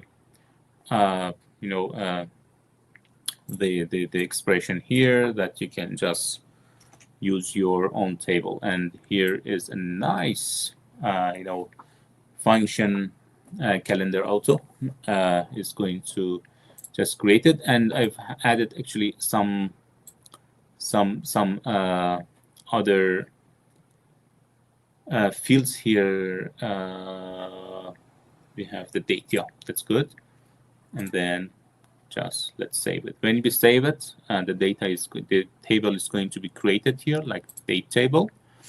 And let's just close this guy, and we can have a look at the data, how the data has been loaded, in a second for this guy. And the data has been loaded automatically, but based on the data that I have in my tables here. However, I can give it the exact date that I want in my calendar. However, let's keep it to this, and let's go back to our model and create the relationships between these two tables. So the table is going to be my date table, and the other one, let's have it for the header. And for header, it is going to be this date. And for header, I have the due date, for example, or I want it for the order date. It is one by one. I want to say one to many and make it active. Hopefully it is going to work. And we can also add another one with the same column on the header, and this time I'm going to just show you as ship date. And as you can see, automatically this one is unselected, right? And if we make it selected, it is going to give us the warning here. There are ambiguous paths between these two, so I'm not going to make it as active. And it is going to just look like this, that one of those lines are going to be dashed like this, as just showing as inactive, basically relationship. So I'm not sure if still my data is not showing there, because, oh, remember, in the incremental load that I created for that table, I mentioned about some years to be archived, and the data that I had in that table goes back to 2002. So let's make it as 30 years, to be archived, and then load the data. Maybe that is why it is not showing my records. So let's see how many records have been loaded for my header table. Nothing still. Oh, interesting. There might be some issues with the load. I want to just check. Let's switch it off for now and do another refreshment and see if it is the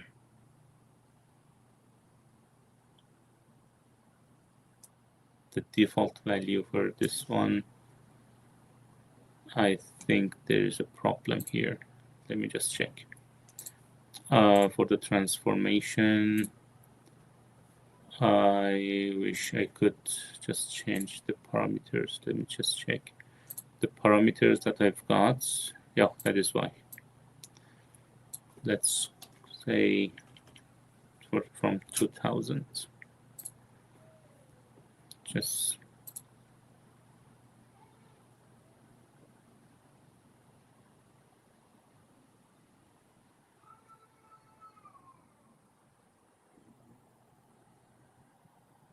yeah, something returned seems. Yeah, but only 32. Only 32, which is a bit weird.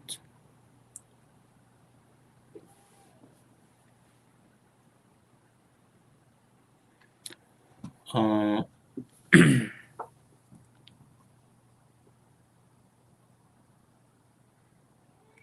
have short data here.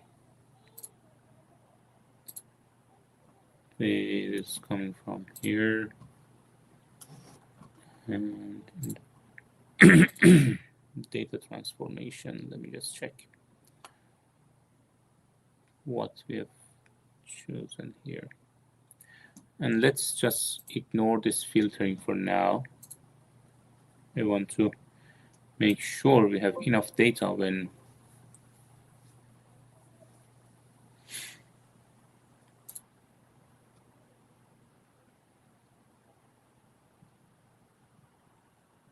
but it's only 32. Okay, that's good. Okay, if it is only 32, that's good. The order date is only for 2008. That I wanted really more data. Check.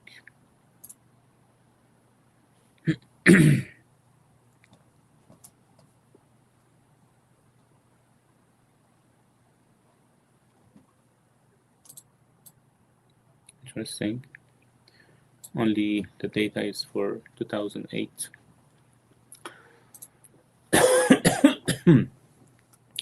Cool. Let's stick to the plan that we have. So we have created the date table.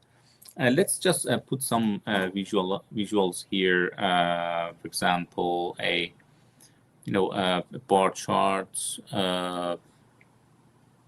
Just I don't want the stacked one. A simple chart. And the header table that I've got. I want the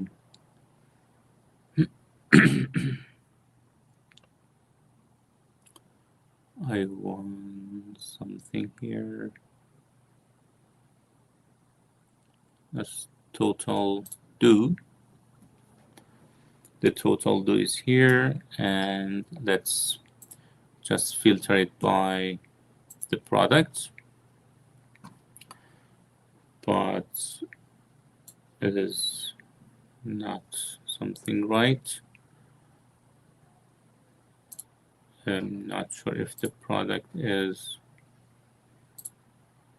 yeah, it should use the same product for all of them, but I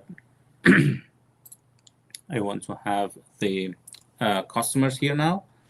But for the customers, maybe we can just go with the year instead of customer, for the day even. For the weekday, there's only Sunday, only one day we had.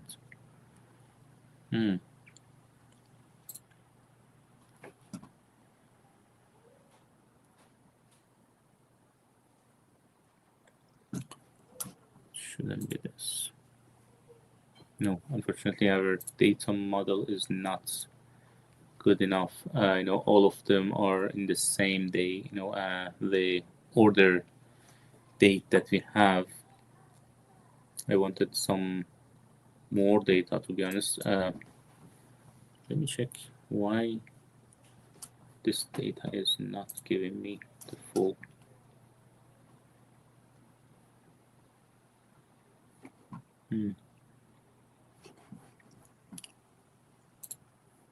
Quickly checking source of the data.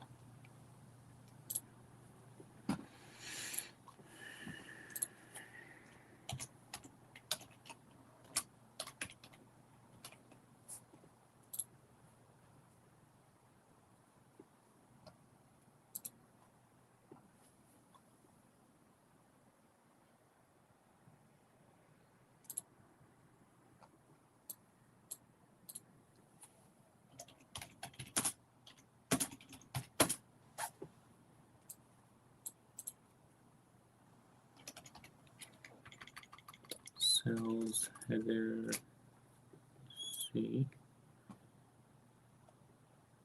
Yeah, unfortunately, it is the only available things in the source data. That's good. Just wanted to show you some nice stuffs, but we have shown the date table, how to create it, and how it is working with the columns that we've got, with the functions that we have. On the other side, we can create some measures, like and let's just add one measure for the table of sales header, and let's call it total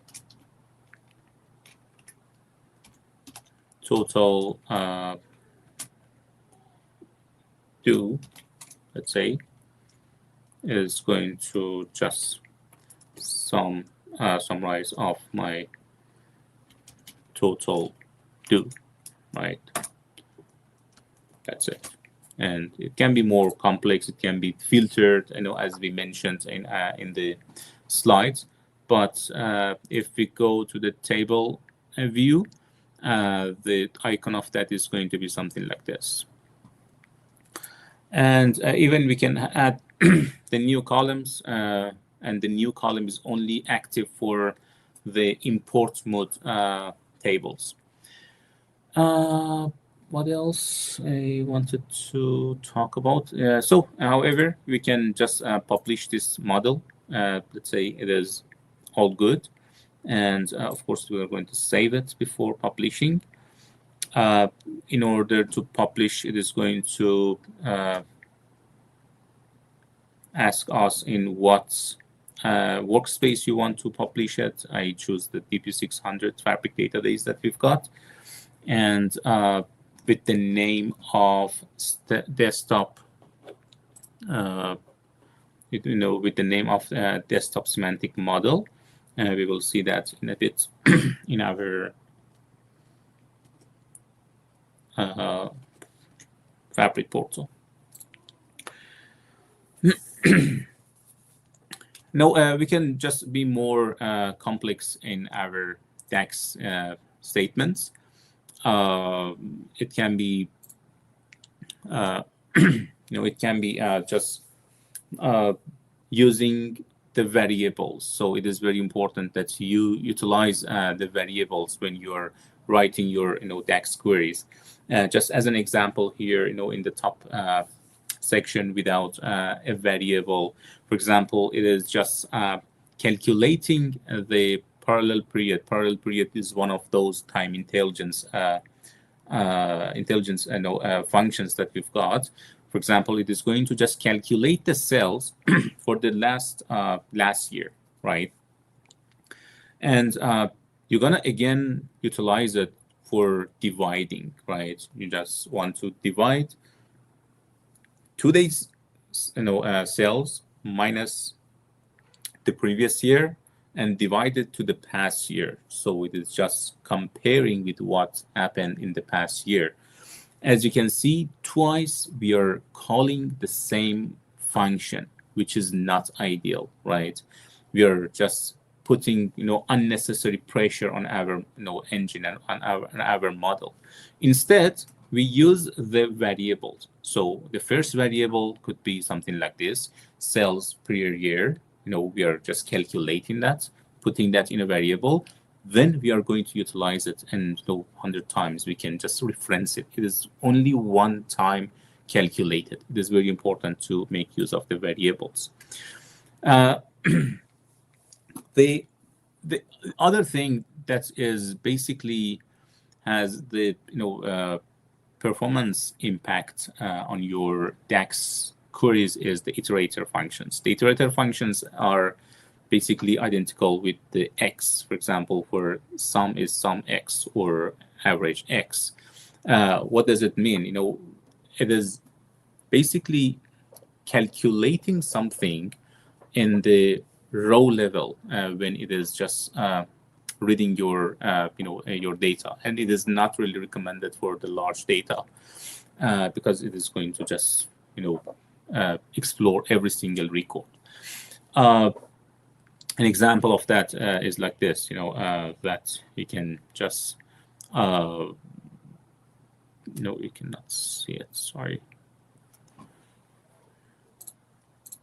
Yeah, it's going to be something like this, that, you're summarizing, from the sales table, the quantity multiple to, sales minus the cost. So just imagine what will be happen if you have 300 million records, right? It is going to just row by row to calculate this. Instead, we can go with the other workarounds. One of the workarounds would be just calculating the source before you bring it to your model. Then you can have just better understanding of it, or even in the data transformation section.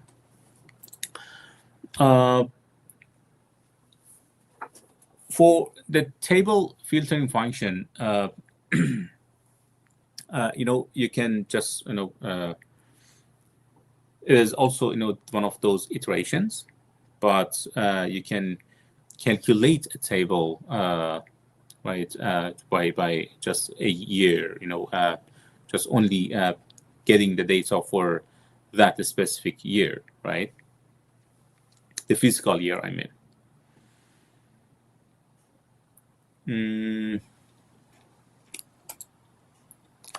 So for the some functions are called windowing functions. Windowing functions are basically calculating the values in a specific window. For example, one of those one of the functions that we use is offset. Offset is just going up and down the records that you have in your result set, right? For example, where here it is the you have the sum of cells, but offset -1 means just read the data from the previous record, which is for example, for the previous year, and it is needs an order. It is ordering by the year and as ascending. It is useful for ranking and running totals. Running the totals of your QuickBooks, right? For just getting a total of everything. And there are some information functions in DAX that is going to give you true and false. They can be used in your if statements. For example, if the category has any value, then do this. So we have the if statement when we are creating our calculated columns, for example. Here it is just, the measure even. It is just checking if any value is for category, then just summarize it. If not, just let's make it as blank. Okay, let's check if our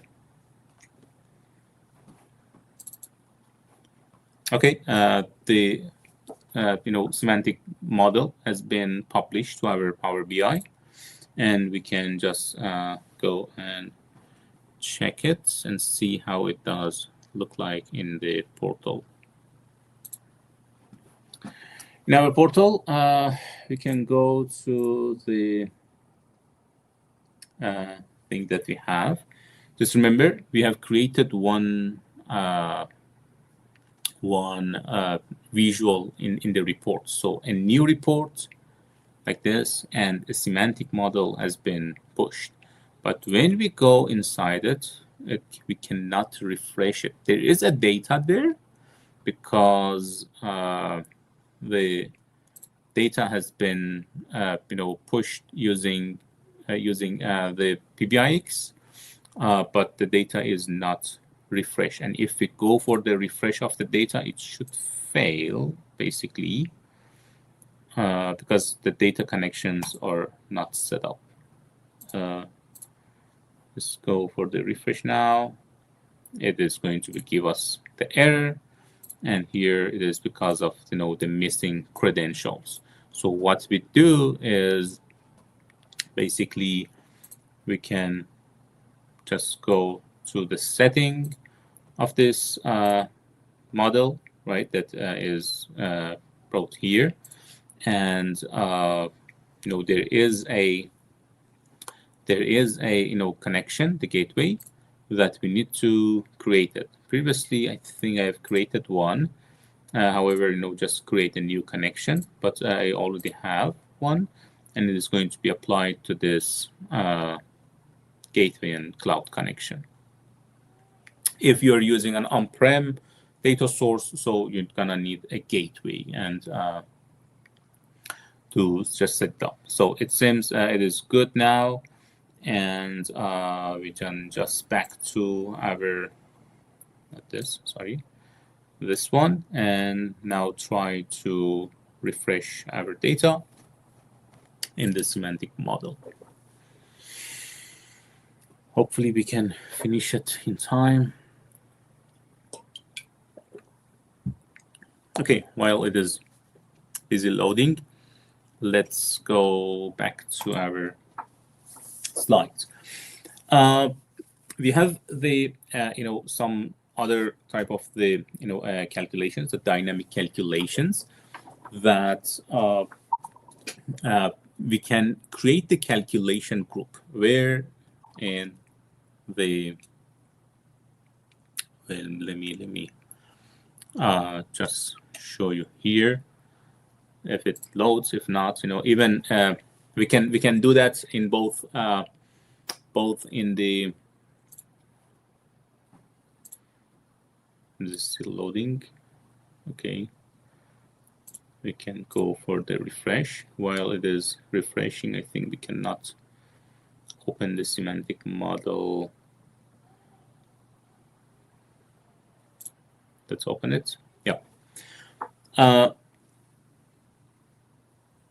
So when we open the semantic model, we can just add a calculation group. But when you add a calculation group, it is going to give you a warning, right? That adding a calculation group is going to just disable and ignore all of these, aggregations that the model has been created for you, right? We didn't add any calculation for example, order quantity, right? But by itself, it has a sigma next to that, and it means it is a just summarized by sum, for example. Or even we can change it. We can change it in the model and just customize this summarize that we need, the default summarize that we need for showing that data. So if we go with the calculation group, it is going to just disable all of them. And if you need more, you need to create them yourself. But it is very useful for reusable calculations across the other measures. Like it is mostly using for the time intelligence ones that basically, for example, you want a data to be calculated for the year to date, month to date, quarter to date, and just see everything in one place. It is very good feature to add to your model. But we need to you need to just keep in mind it is going to disable all of those built-in stuffs. It's going to be something like this. For example, for a year, you can have different ones. And in order to just make it more dynamic, it can be just parameterized when we are pushing the data in, which is going to use the field parameters. The field parameters is basically the input parameter for your from your visuals to the the measures that you're gonna have. A single item that can be used in a visual, which includes multiple fields. You can use it in a slicer and just switch in between the fields, for example, just counting per category or color or products. We have the dynamic format string that is mostly useful for when you want to just having some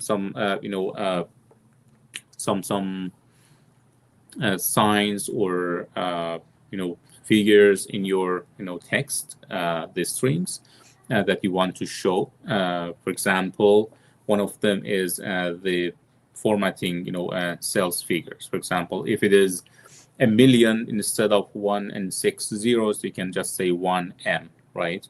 Or if it is K, it is 1,000, you can just say 1,000K or 1 million. And it is going to be nothing than a calculation, a switch function. Basically, that is just choosing in between them and just giving it a format. The format is also a function that is getting as an input, it is getting the value that you're passing, and the measure that you're passing to, and just adding that format to it. And we have in the switch, we have, if it is more than 1 million, that's just add M at the end of that. If it is more than 1,000, just add K. And if there's going to be a starter from top, when it sees, actually it matches the first row of the conditions, then it is just a stop going down. It is one of the examples, that we've got here. For example, if it is only is one less than a million, it is going to get a K, and if it is more, it's going to be M, and so on and so forth.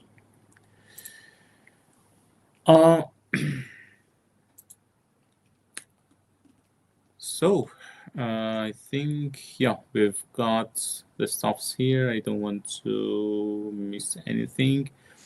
One more thing that we need to consider is optimizing Power BI solutions, or the whole optimization. When we talk about the optimizations, we think from the source to the visualization and to the whole network and resources that we are using for our analytical solution. So the data is going to be started from a source. We'll get the data, we filter that data, and then we are doing the data transformation, doing the data modeling, creating the visuals, and then all of them are running within an environment and within a network of the data, right? So we should think about all of these guys. For example, when we are talking about the data sources, how to optimize them, just try to have the best practices for the upstreams, as we discussed. In the data modeling, just think about whatever best practices that are applicable in the data modeling. Or for the visuals, we are not going to put hundreds of visuals in one page, so it should be in an acceptable and normal number of visuals. And also the whole data that we are moving in between the systems, or the resources that we are using are important, and that we need to just consider when we are designing the whole analytical solution. There are some tools to just do the analyze in the performance. Some of them are in the Power BI desktop, and similar things are available in our semantic model page in Fabric. But the first one is the performance analyzer. There you can just check your record iterations, review. You can just review the query and count, just monitoring the rendering times. You can identify the bottlenecks and optimize your queries.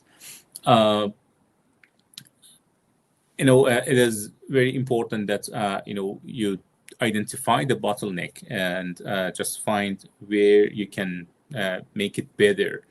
One of those things that we discussed before was the iteration functions. For you're not going to use some X for the large tables. Instead, we go to the source and create some of those transformations. Then usually simply we use the sum function. For example, here it is for as an example, it is just using the filter, and the other one is keeping the filter, right? Keep filters, whatever filters that are in the in your slicers. If but it doesn't have to go to calculate it and then and then filter it. Firstly do the filter that it is doing, and then adding all of those filters to the calculations, right?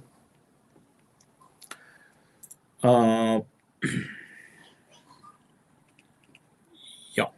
So let's go to the report that we have, for example, here. And then in the report, we can just look at the optimize, for example. And let's say we have performance analyzer. And we can just say start recording. And when we do refresh our visuals, it is going to just show us how long it did take time. It was a DAX query. It was 0. We have actually a small set of data, so it is not a big thing. However, we can just run the query behind that in the DAX query instead, right? Cool. It's going to open the DAX query for me, or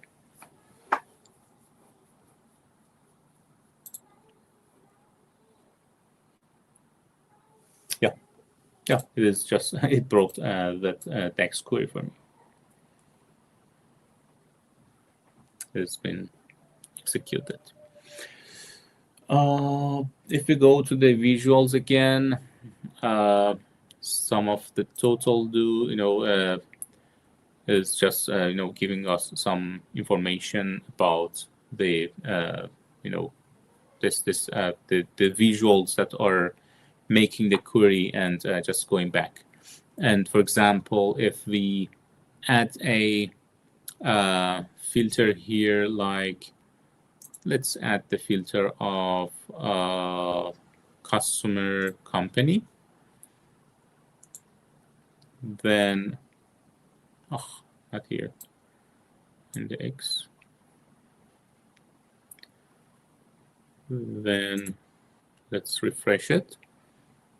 It's going to change a filter. Some of them has been a bit, you see, one DAX query has been executed, and sorry, the DAX query was executed in 1 millisecond, and like this.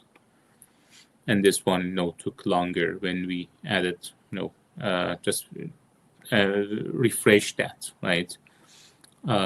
With refreshing, it took longer. So yeah, these are just some performance analyzing that you can look at. But in parallel, we have a feature in Fabric that you can also look at the best practice analyzer, memory analyzer, and community notebooks. For the best practice analyzer, it is basically it's going to start a notebook for us, and it is going to look at the model and comparing with the best practices in the industry, and which is written by the experts in the industry, and it is going to then just give us these are the things that you can make better. For example, instead of having the date table like this, do this, right? So this one also takes time to initiate initiate that. That's good. Then it is just using the semantic Python library, and we are giving it the data set that we've got. The data set is basically the semantic model name that we've got, and in what workspace.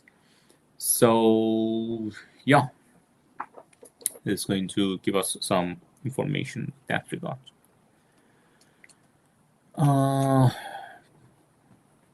Let's back to, hopefully this is going to be finished soon. Yeah, lots of considerations, right? And the calculated columns, for example. And if you actually click on that link, it says, the column reference should be fully qualified, in the calculated columns that we are, creating. And it is going to just give you an example and some, tips and tricks to get used, actually, and use them. Or even for the relationship, it is not a severe thing, but it is just also a warning that we are aware that for that relationship we made it as inactive. That it says if the relationships is inactive, are you going to use that just as a warning? or for even for divide function for division, just use this one instead of slash for dividing. Yeah, some good stuffs here. Let's back to the slides. There's always good to have the templated things in Power BI and Power BI assets when we want to create the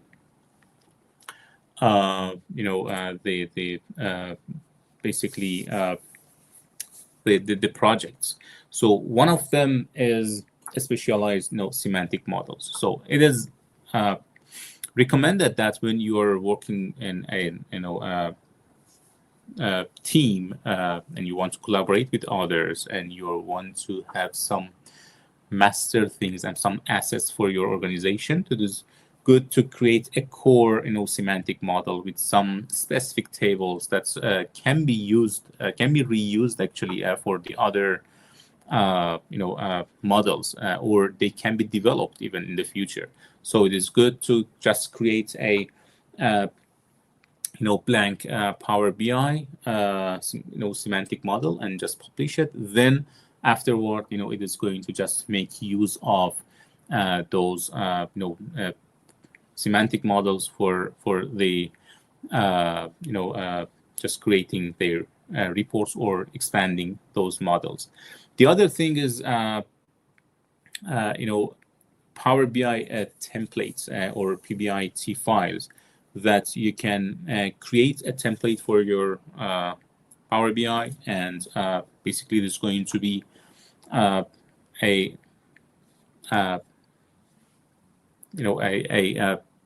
Power BI file that has all the visuals, models, measures, whatever that you have. Then you can just make a template of that and use it several times for the next the developments that you have. And the other one is the Power BI data source that you can just export your existing data source or creating it from scratch just by following some rules of the JSON language to create your this data source file. Let's just quickly cover them. Let's stop this guy. It's just okay. The first thing is Power BI template that you can just save as when you just save it, you can just give it a name, and here simply just use this template files, and it can be let's say template, and a template has been created here. You can just add a description. This template is used for this and that. Or the other thing that you can just choose is the BPIP, which is the project files. Let's just talk about that one a bit later, but yeah, let's create a new one maybe, or yeah, let's create it. Let me just show you the slides quickly. We have the Power BI projects that you can just manage the assets of actually the files on the text editor, that where you can open it in your Visual Studio Code, and it is the opportunity that you can make a CI/CD with your just use it in the Git control, and just following the the CI/CD principles. So it is very easy to do, but for sure it is in preview, and you need to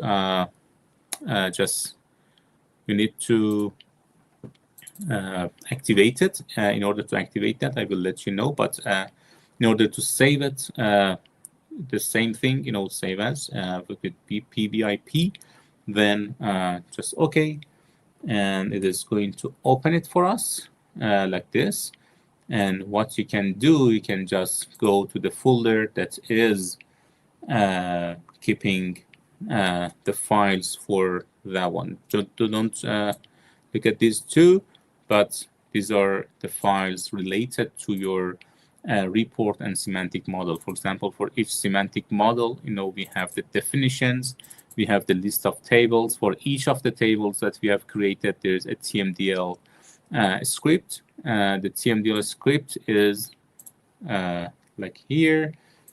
For each of the tables that we've got, it is another view actually of the Power BI desktop that was added recently. We have the TMDL, and we can just drag and drop the table, and it is going to just show you the definition of your table. And basically, when you just do a change here, for example, if you want to do a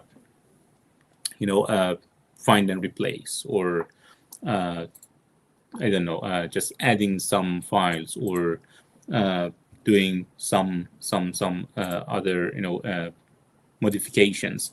Once it is there, then you can apply it to your model.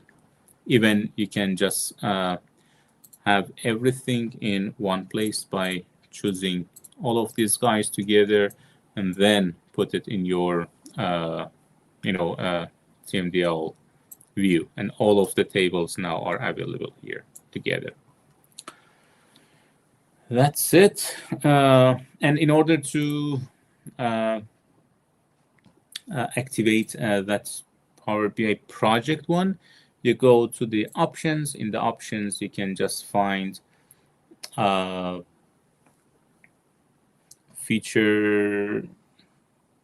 features.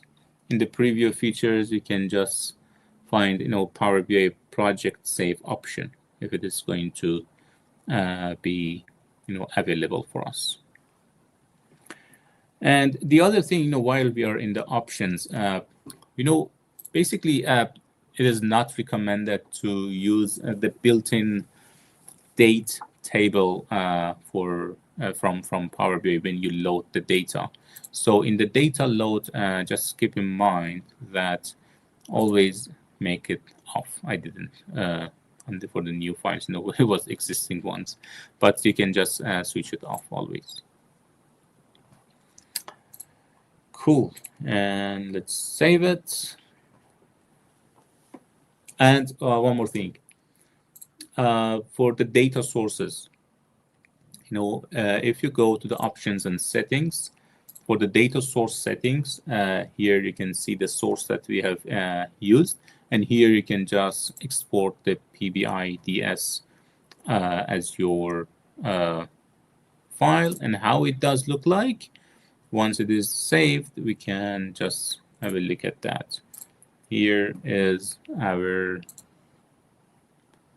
PBIX. Here it is, the file. It can be opened directly in the Power BI desktop, or even if we open it in Notepad, it is going to give us a JSON that just the URL of the server that I use, the database, and if there, of course, the authentication is going to be null, because it has to be specified once you are going to open it. Cool.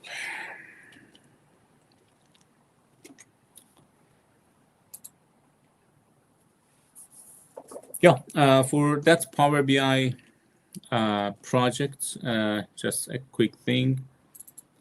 On the Power BI project, you can always go with the just close this guy, close this guy. In the VS Code, for example, you can access your a Power BI project, and from there you can complete open soon. Not responding.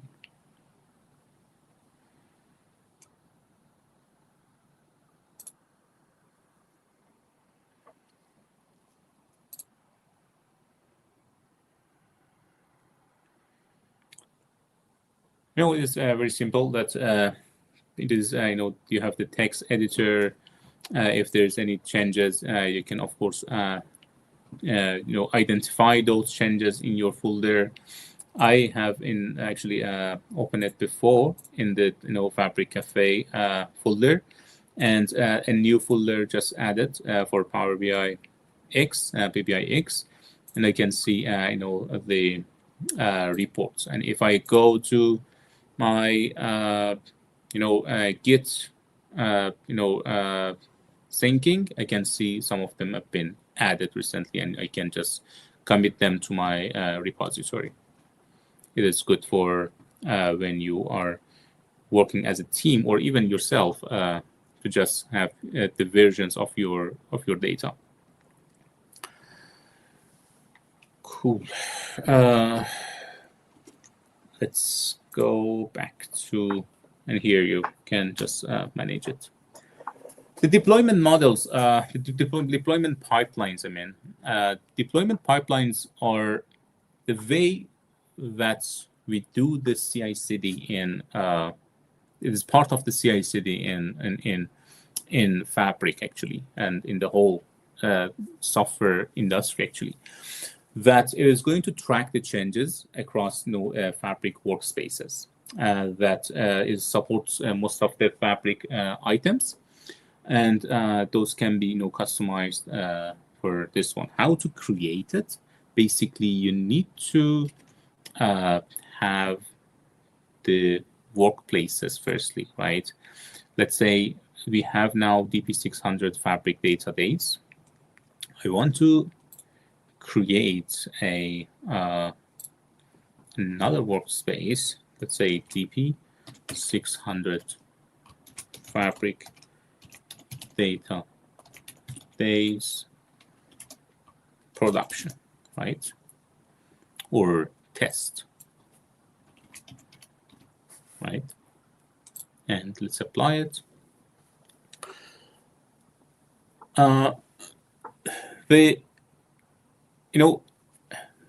The intention of this deployment pipeline is pushing whatever that we have in whatever that we want actually in our workspace A to workspace B. That is basically some sort of the deployments.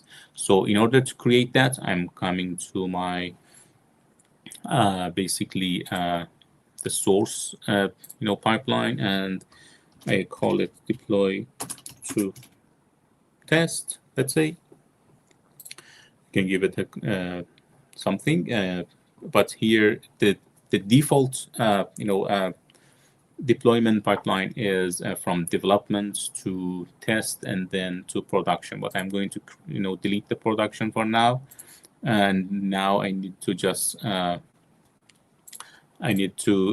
create and continue, then assign the workspaces that I have. For example, here my workspace is database, and the test is basically my test environment. Once I make this relationship between these two, make this linking, it is going to identify the changes, what I'm going to push into my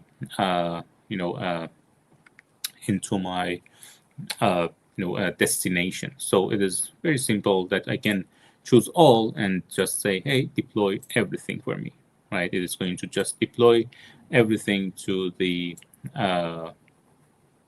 it may fail because in one of them I think I have SQL Server, SQL database. If I don't have SQL database, that should be good. Yeah, it is good. Cool. It takes time, for the first time for sure, for this deployment, but let it go. Let's back to for the endorsement. We have discussed that previous week, and explore with lineage view. In your workspace, you can have two types of views, right? Let's go to the workspace that we've got. You can have two types of views. Type 1 is the default one, which is the list, like this. You can just see them as a list. But in the other side, you can just see them as a lineage, right? In the lineage, you can see the relationship between the components that you have in your fabric. For example, here, if I look at the, for example, the desktop model that we just, deployed, actually published, is this one. It is the model, the report that is linked to that, and the source of that SQL server, that is Azure SQL that I, was reading the data from. And if you can see, there is a field here called, impact, show impact across workspaces. What does it mean? It means that if I do any change on this item, what will be the impact of that? The impacted child items itself, this, and the report, right? And what workspaces that are going to be involved. And here, for example, for this one, for this semantic model, is going to just giving me one, impacted item. So it's good to just check what are the downstream impacts when I basically doing some changes.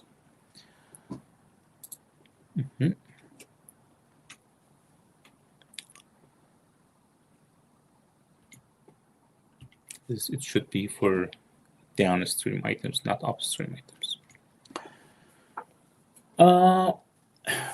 One of the features in semantic models and the Power BI service or Fabric is, sorry, let me think. Sorry, let me just find it. Charger. How long we've been live? It's almost 3 hours. Yeah, I told you it is going to be a long one.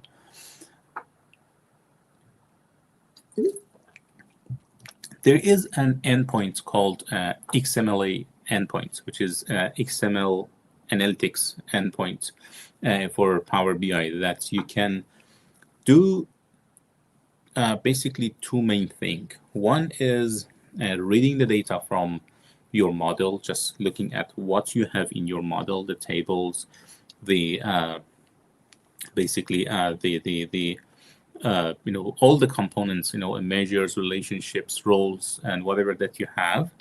And then the other thing is that you can update them and push the data to your server, to your model in the service. It is just that endpoint is basically kind of connection to the tools that we can do the working on your model. So one of the tools that we can use is tabular editor. That for this one, I go to my Windows again. Let me open my tabular. Where's my tabular editor? In the tabular editor, it is going to require a connection string or the URL. That URL it is not. Yeah, it is. It is the URL, Power BI API URL, that it is going to be linked to the your workspace. And I'm going to connect with my multi-factor authentication. Once it is connected, where you can just choose the semantic model that you want to just get the data from, and if you want to do some changes on that, right?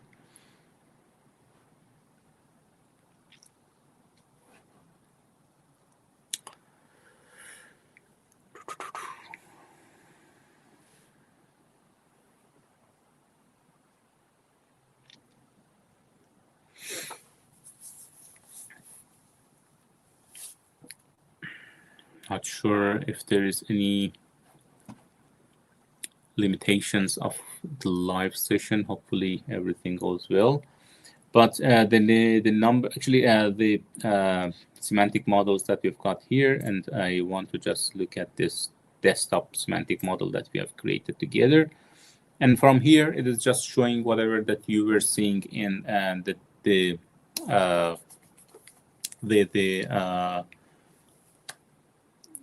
model view in Power BI, except for some stuffs like for example, in the table, when you have your table, you can see the partition section that you can create a new partition, or even you can create a new relationship here. If you want to create a new relationship, it is going to just coming from what table, from what column, what type of the cardinality I want, and to which column. And it is, as I mentioned, if you can read them, but if you want to write them back to your model, you need the premium capacity. So with my trial one is not going to work, but of course you can create the roles, and then if you just save it it is going to just back to your model. Even with this I think I can still do that. Let me create a role, for example, DB, or let's say managers,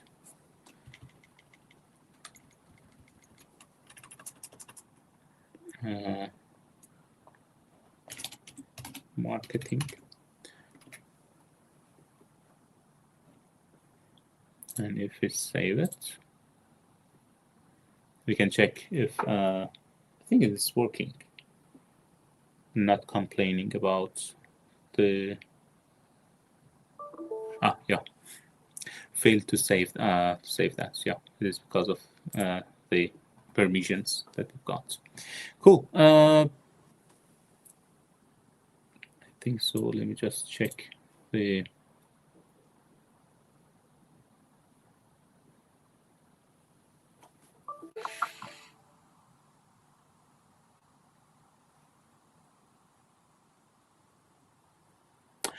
it is complaining about the relationship that I just created here. Is it this or this? This one. None to none. I don't want to have it. Then let's save it.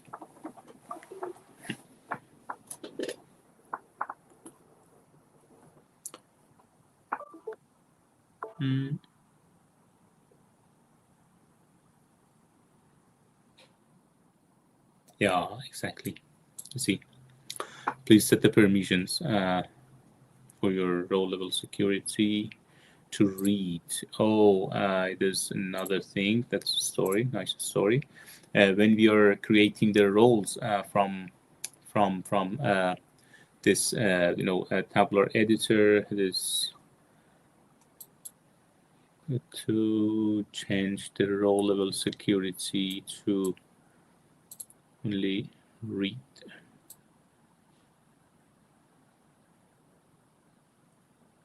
Do I have to specify, or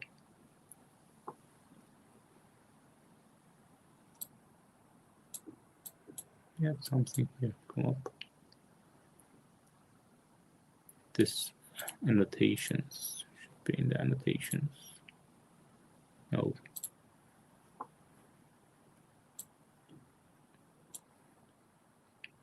Model permission. Yeah, it should be read. I set it to none. It was the default. Yeah, I was hoping the default works, but hopefully it goes to our model.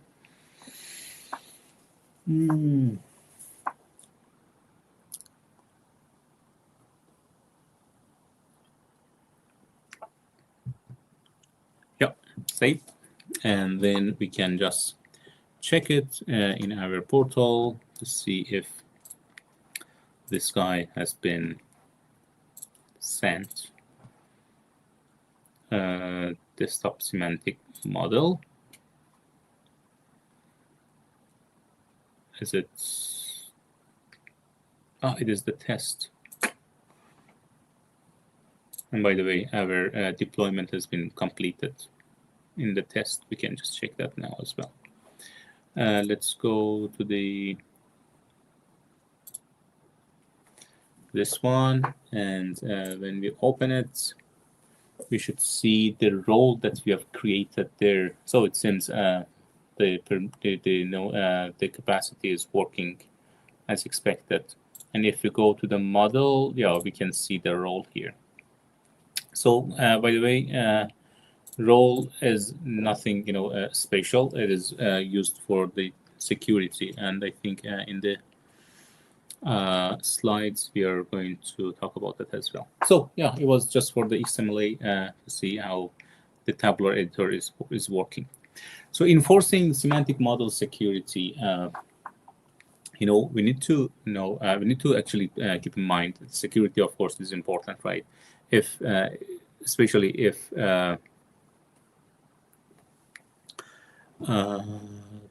is there any about the tabular editor? Of course, the tabular editor site itself has I think has the enough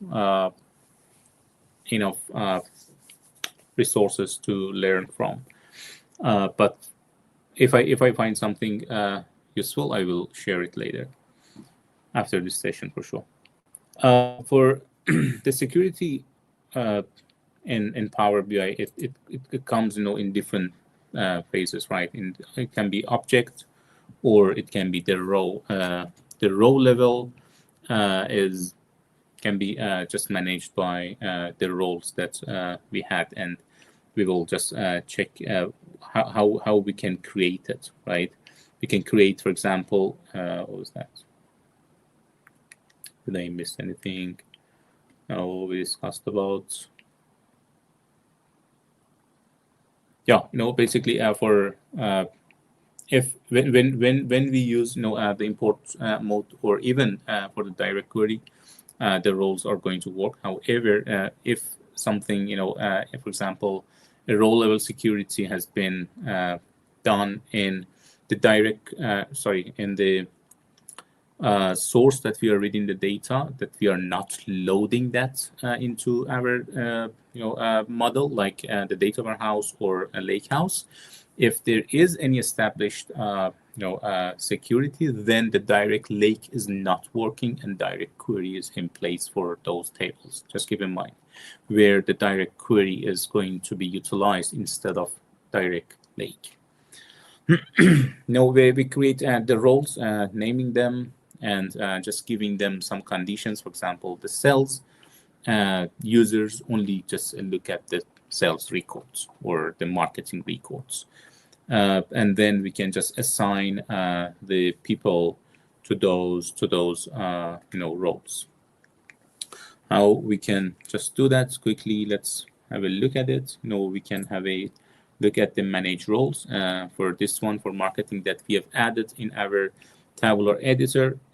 We can just give it a thing. For example, if the customer, the company name equals to 1 and 2, 3, something like that. And it can be more than one rules that we are setting for each role.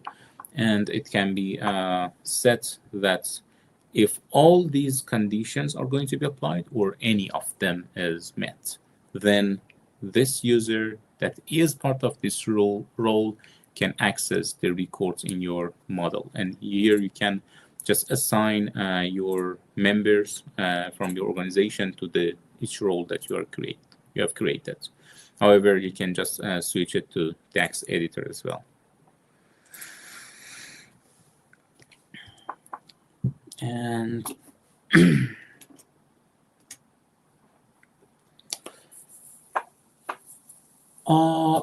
there are some tips and tricks for applying good modeling practices, the best practices, let's say. Fewer semantic models with well-designed roles. Fewer roles by using dynamic rules. When you're just defining the roles, just keep in mind. Basically, create the rules filter on the dimension tables instead of fact table, like I did for the customer. Only for this company, for example, they can see the records. What else? You can just test all of those roles and using the same credentials. There are some items that I want to just show you. One of them is the downstream impact analysis that we covered. Two of them are related to the One Lake. One of them is the One Lake catalog. The One Lake catalog is something which is available. Let me go to portal. Yeah, that's good. We have it here as well.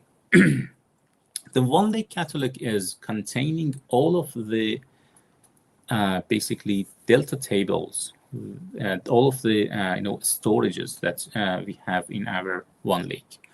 It is in different sections, right? For example, I can filter them on the workspace. For example, the workspace that they have for this, it can be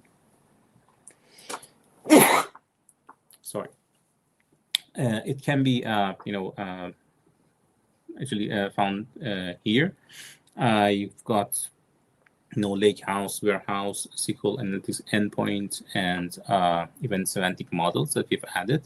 We can have this endorsements, and here we've got the opportunity to just from here just the link to that item, or I didn't want to open it.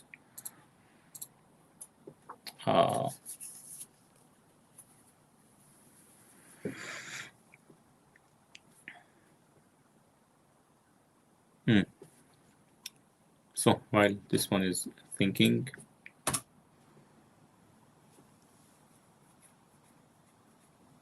okay, cool. So in our One Lake catalog, we can just click on one of these guys. Let me go to the DP-600 days and desktop model service that I have. Then I can see the tables that I have here. I can see its lineage, where it is basically related to the other items, the downstream and upstream items of that model. In the monitor section, we can see the execution actually of the refreshments, the refresh history for the OneDrive, the Direct Lake, if it applies, or even we can have the One Lake that I will show you how to set it up, and also the permissions if the semantic model is going to be shared with others, that I showed you how you can share it.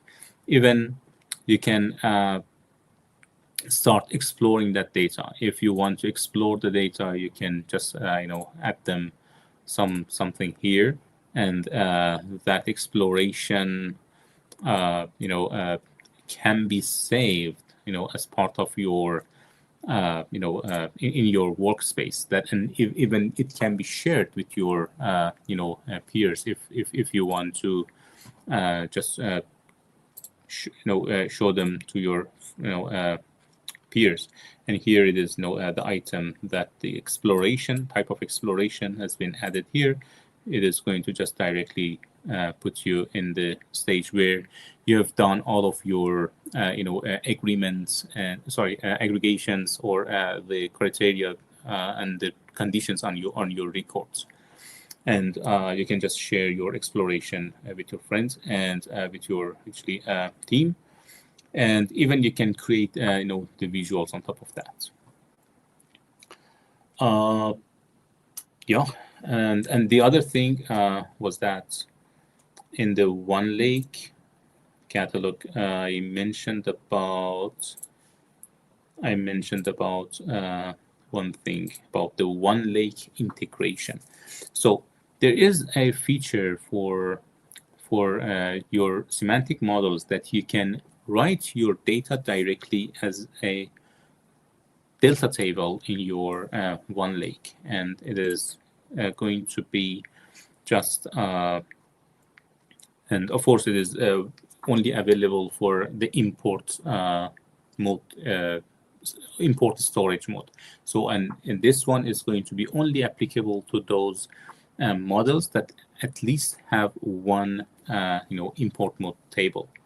And you can just apply that, and once it is going to be refreshed and it's going to be written to your one lake storage, then it is going to be shown in your here, like this in monitor. If you look at this monitor, now the one lake integration has been added. And even from here, you can just do a refreshment, and all of these guys are going to be refreshed. Yeah, it is just exploration of the one lake catalog. You can just take your time for other items. They are the similar things, but you can of course explore your data or where it makes sense, and just looking at the tables that you've got, for example, for your lake house, and look at the lineage like what we did, and again explore this data and save it somewhere.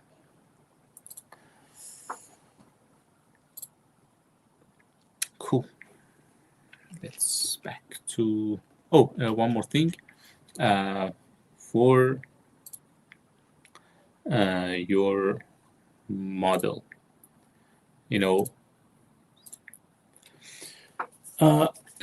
For the basically for the one lake catalog, you can, from one side you can explore that, and from the other side you can add the data basically at the tables to your model. When you add the data lake, one lake catalog, something from your one lake catalog, then you are basically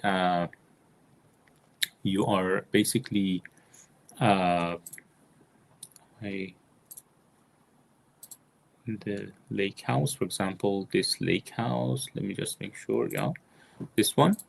You're adding a direct lake table in your model.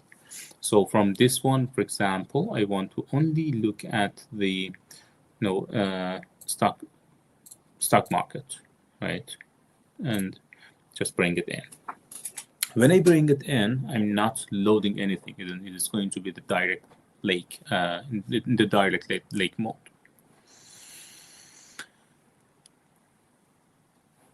So let's see if it is going to be loaded. While it is busy, we discovered the one lake catalog. We looked at the one lake integration. That's good. And so finally we are heading to the real-time intelligence, and it is the last section of our stops. I'm just waiting for this one to be completed.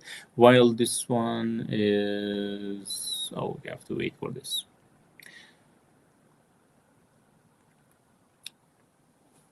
Guys, aren't you tired yet? We may have more, maybe 10-15 minutes to just wrap it up. Bear with me for the surprise. Cool. In the chat, just let me know. Have you registered for? Have you just written for the exam yet or not? And are you planning for the DP-700 as well?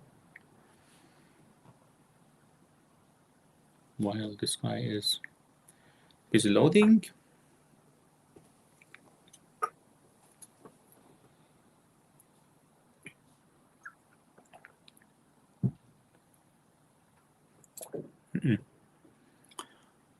It's super slow. I don't like it.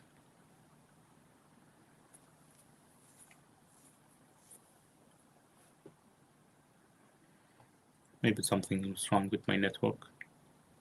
It shouldn't take that long. No, it is not a big table.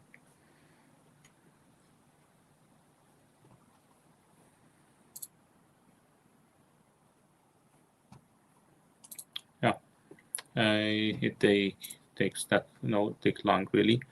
You want to wait for this. And yeah, and just one more thing while we are on it. Just let's have a look at the view, pipeline, deployment pipeline. That, as you can see, it is successfully deployed. And if we look at this, it is our new, workspace that has all the items that we have brought from the previous one. Even in the here it is just identifying the changes. If there was any changes, if there is any changes, it is going to be identified here, and then we can just move it forward.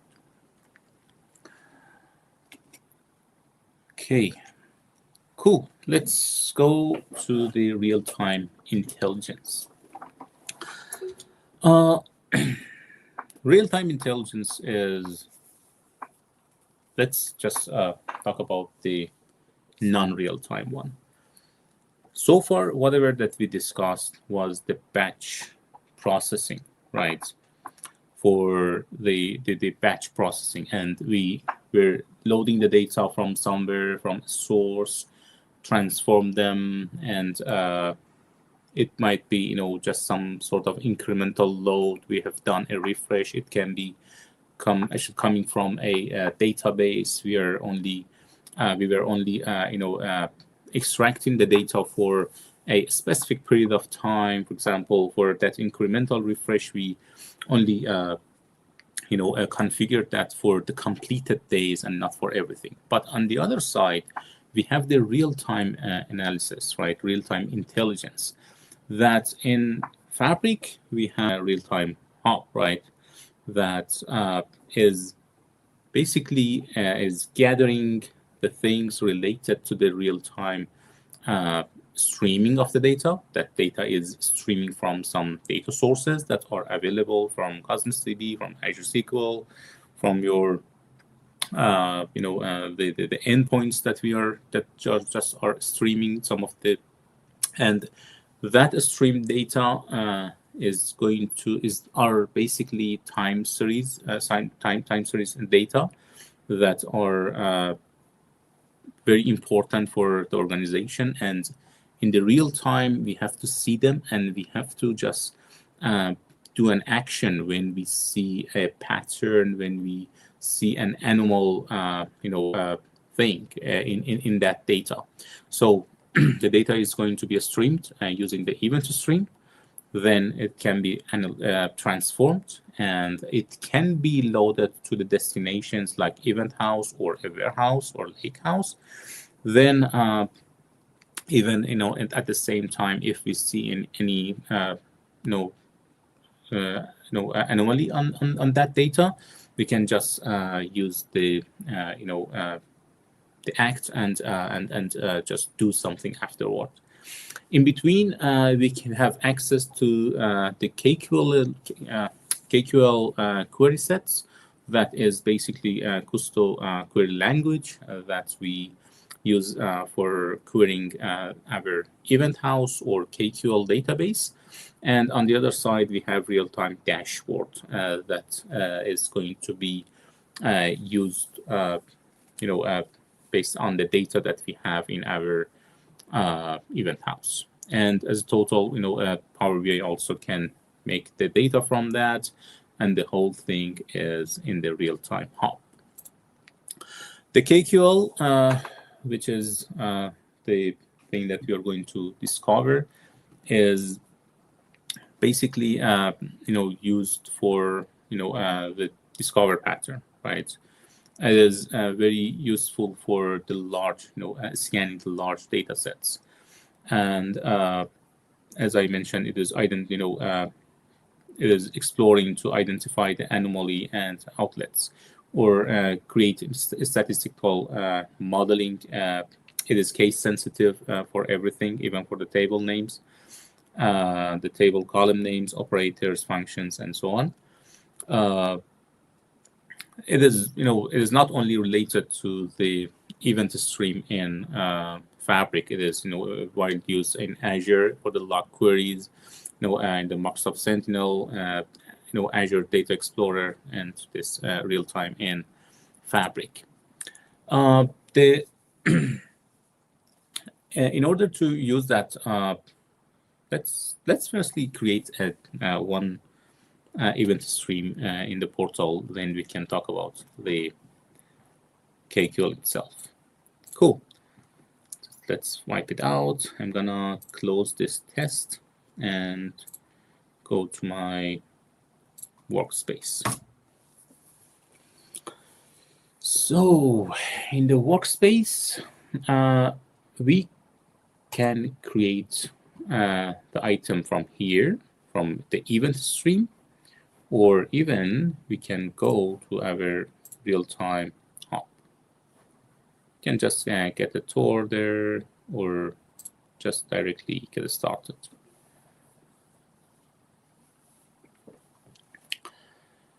So when in the real-time hub, in the real-time hub, we have the basically connections to whatever that we want to subscribe to and listen to them when there is any change. Basically, let me make it bigger a bit. Yeah, but we can just start with adding data.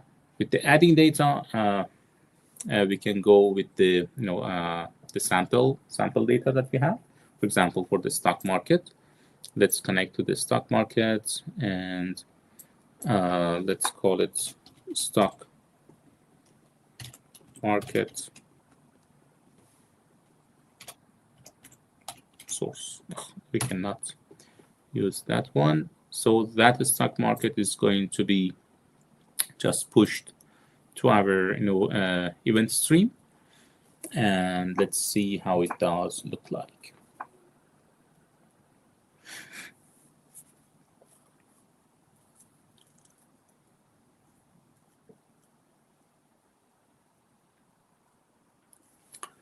Oh, nice, Isaac. You have registered for DP-700, so see you in the next 4 weeks as well, hopefully. But the thing is that our planned sessions are until December 30th. I try to have the last session sooner, but yeah, thank you. So we have created that. Let's open the event stream that we have created. The data has been streaming. It is active, and it is in the live mode. In order to make the changes, we need to just go to the edit. In the bottom, it is live, and it is just streaming from those sources that we have, and it is the data that we are seeing here. But in order to change it and modify the event stream, you can just put it in the edit mode, and from here we can basically, it is something like what we had in the pipelines that you could just drag and drop, or following a flow of the data, but data is flowing basically. The data is flowing from here, going to the stream, and then we can transform it. If we want to transform it, then we can just say, hey, filter that. I want to filter it by not huge, for example. Not huge. Let's say filter in the action. I say not huge. The symbol does not equal to huge, and save. So the data is coming here, but there is complaining because there is no destination for that. We can add a destination, and the destinations that we can have are basically the activators, the event house and lake house, and also another stream. But why I cannot see the KQL here? Maybe it is because I haven't added that yet. For my event house. From here.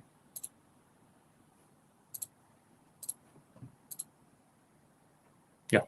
Oh, I can go for the event house. Do we have the event house here? Yeah. I have the event house here. Sorry, I just mixed it up with warehouse. So the destinations are lakehouse, event house. It can go to a custom endpoint or an activator or another streaming event. So here we choose the event house because we want to write the KQL my event house, let's call it. And the destination name, the event house is going to be created, my event house.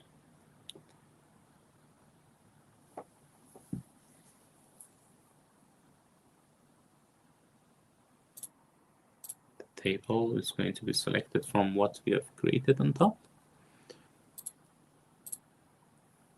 And the table, let's say stock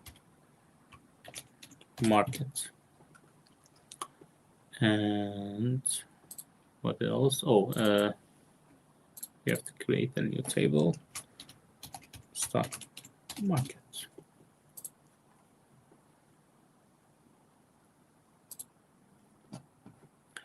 Then we can just publish it. Cool. Once it is published, the data is going to be shown in our database, the database of the KQL. The KQL database can be found here. Let's look at this. It is our KQL. Okay.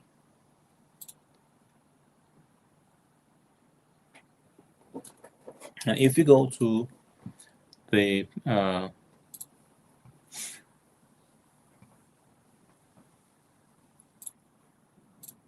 this actually our workspace, we can find our my event house, and for that KQL database.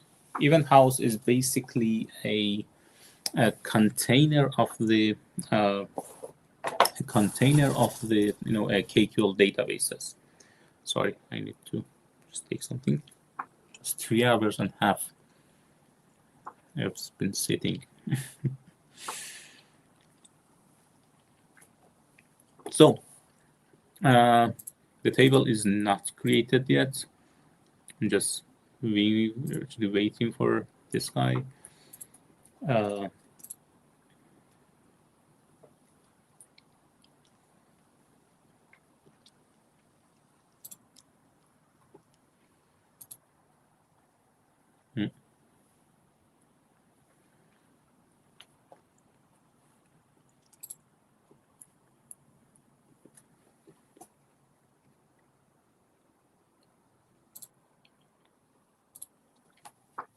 Yeah, now the data is coming in. So the table that we have is the stock market, right?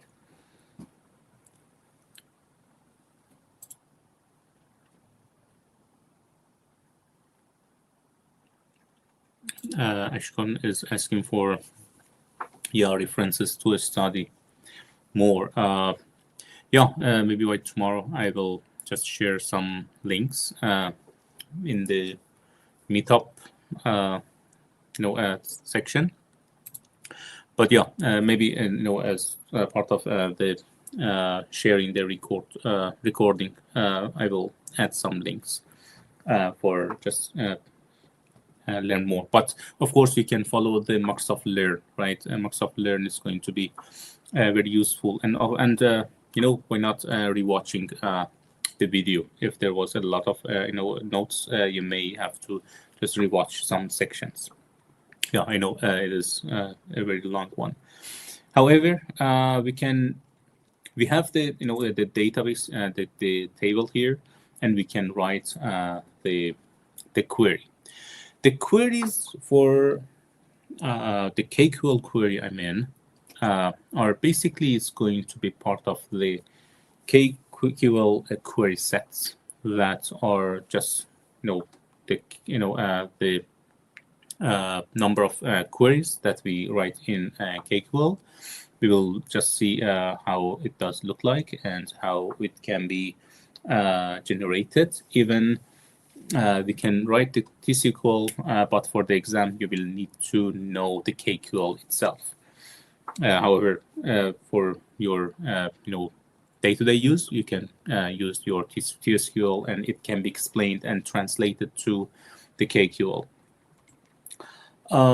In order to writing the KQL, you can have the comments by / and the table name is just reading queries all the data. It is basically the KQL is the pipeline delimiter base. Each line is going to be started with a pipeline.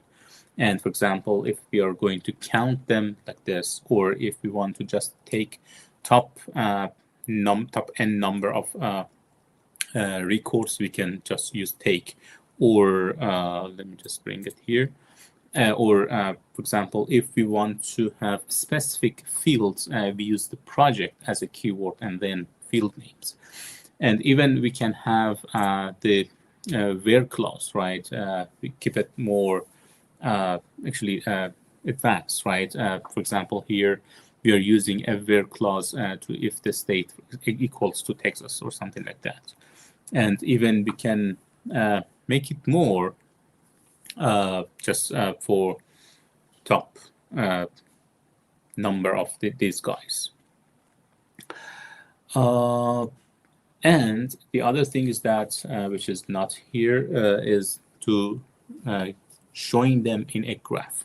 So let's jump into our portal, and here we can create a the query with the code. We can just open the query here, or even create choose the KQL query set, and it is going to be just some tabs here. For example, this one, as I mentioned, take 100 is only taking the top 100 of them, or it is a case. The intelligence behind that, and we can just say where, for example, symbol equals to B M Z,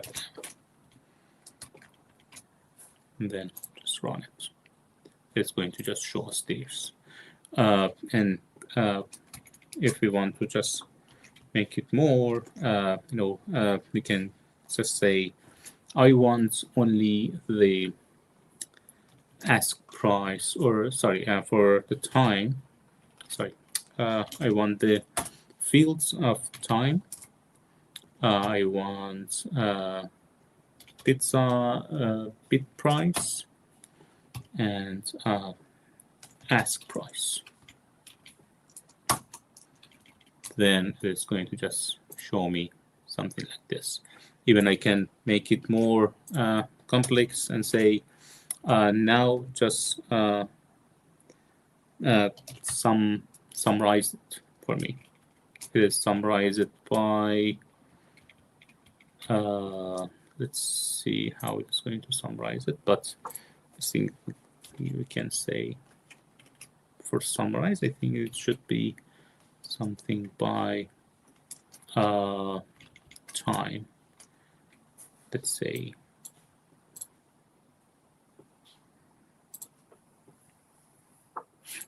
no, the summarize is not like this, but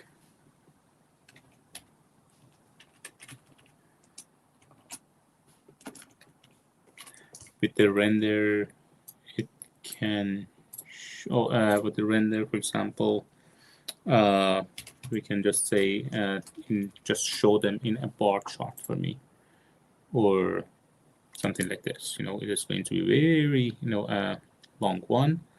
Yeah, that's it. There are some best practices. Of course, you need to just make yourself more strong on KQL. There are some best practices: reduce the amount of data that you're working on, do the filtering, early, and use the right data types that you're checking and comparing the data, and when you are doing the transformation, when you are pushing the data into your event house, and some additional considerations that you can find in the Microsoft Learn page for sure. And the query sets that we've got, you can just, let me just go back here, is the query set that you have, right? And of course, it is going to be saved somewhere. The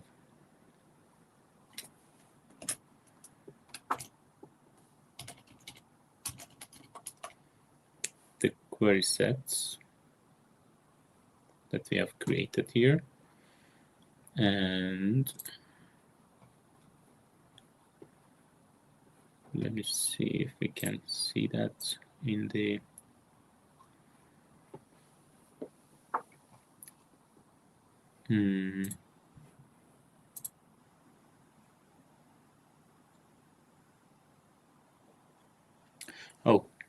the query sets are,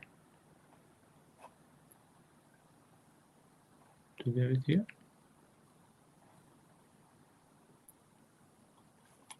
Let me check it. We have the query set here in this database, but and just some more things. Sorry, while we are here, we can just save it to a dashboard. We can create a new dashboard. Just my RTD, the dashboard that I have. For example, count of I don't know, BMZM, right? Per, not the count, the prices.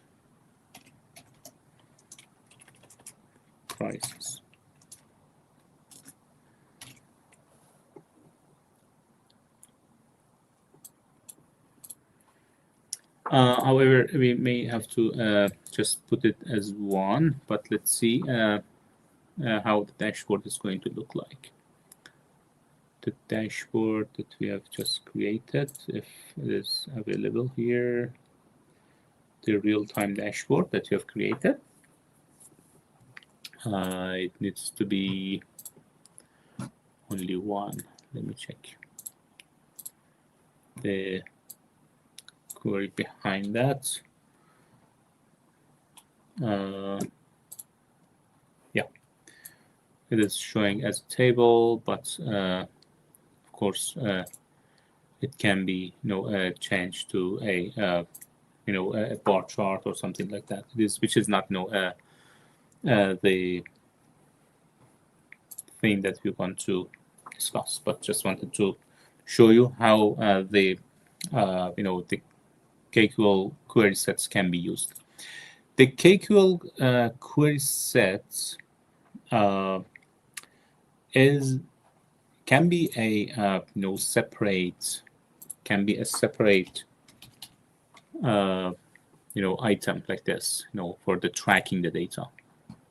The query set, and I just say KQL query set 1, let's say, and save it.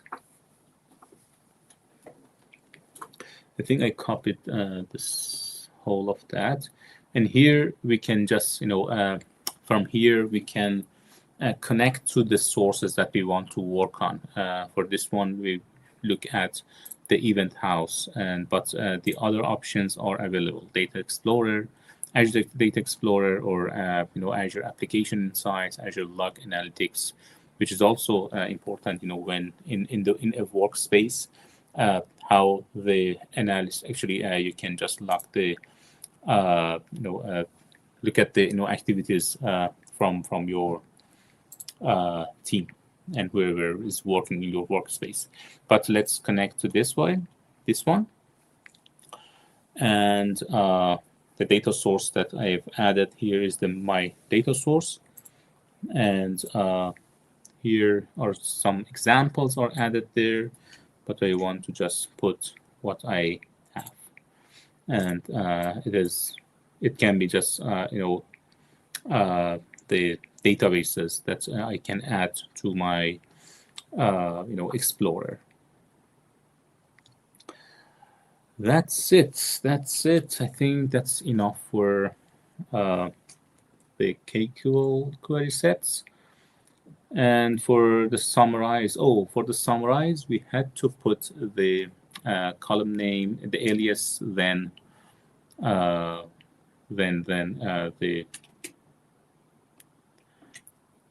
that one. Let's have it here. It's a good thing to have. I would like to say, just summarize. Let's say sum of something, and yeah, let's say just say sum of ask price in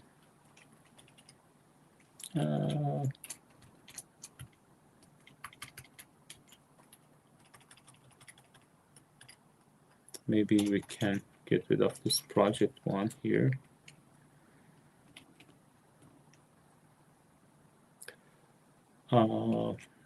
It should be case sensitive as it mentioned. I'm just looking at if it can be.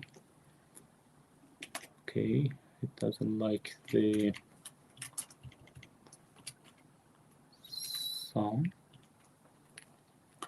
Then we can go for by, then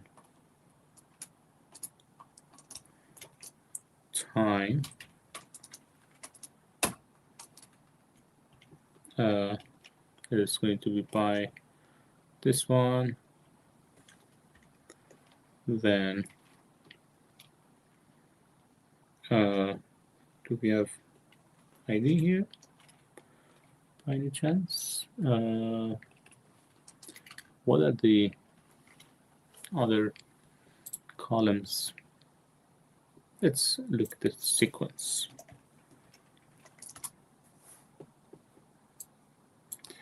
Still complaining about something. Yeah.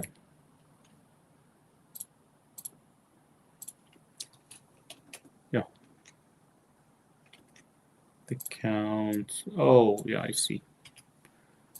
Then we can maybe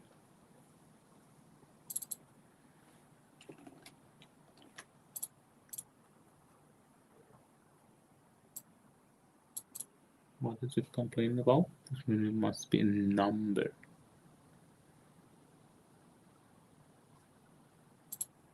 I want to just the date time that I have is not a number. What is complaining about? Yeah. Anyway, it is not. Doesn't like if I find a way to just summarize it. I wanted to just have a nice example of what we have here, but it seems it is not working. Cool. Yeah, you can from the result set that you have in your KQL query set, you can copy the data. You can just link it to clipboard, link and query to clipboard, and just do something with your with your results. Right? You can just do that. Once the data is ready. The data is not here. Let me just have it from here. Then the data can be exported. And yeah, and just it can be copied to the clipboard, or doing something with your data. For copying the query, I think you have to just select that and then copy for query. Those items that are in the slides are not available here. For that one, I have no idea for now. If I find again anything, I will let you know. Awesome. The rest are, basically the admin stuffs that are not part of the DP-600, but it is maybe good to just have a quick look at them. That are, the data security design, the workspace roles that we discussed, in the past 2-3 sessions. That we have the admin, member, contributor, and viewer, and each of them has a set of permissions that you can just specify the member to part of a workspace role. And also when you're just managing the item that we discussed the previous week, to how to manage the permissions. And today also we had one example of sharing our semantic model. And here, for example, is how we are configuring the lakehouse read access when we are sharing with others. That it is basically for just sharing from what we have from our lakehouse. And of course, in the data warehouse, we can have this TSQL that we discussed 2 weeks ago. Again, I don't want to talk about them, just repeat it. Oh, one more thing. Sorry, I just remembered. Let's go to our event house. Right, in the event house, where we are doing, where is it? We have created event house here in the real time.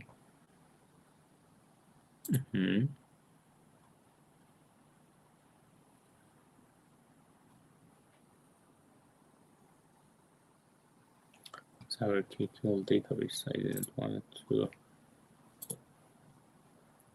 The new event stream, is it this one that we added recently?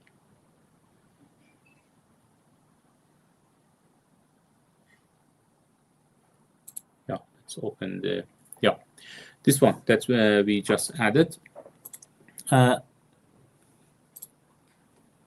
This table, let me just put it in the edit mode.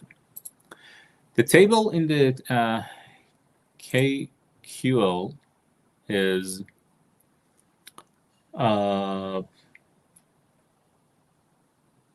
basically, just wanted to mention it if I can find it.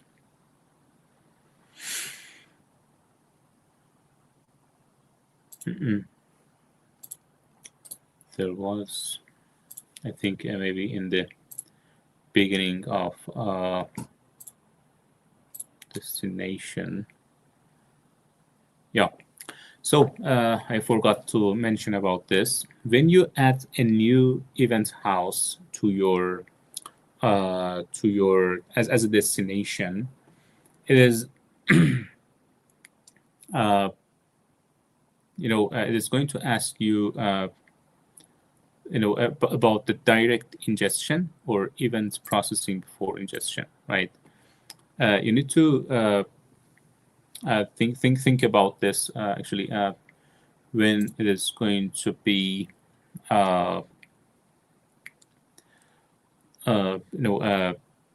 before you ingest the data. It is going to be ingested or firstly process it and then ingest it. Just wanted to let you know about this when you are creating it. So for the one lake access roles in your, I think we have discussed about this. You can basically define the roles in your lakehouse and just give them access to the tables or files, and then assign users to those roles. And yeah, that's it. Some administrator things that is just talking about the Fabric itself and the terminology of Fabric. About the items now. We have created, lots of items. The workspace that we have created for our CI/CD even, we have created one more.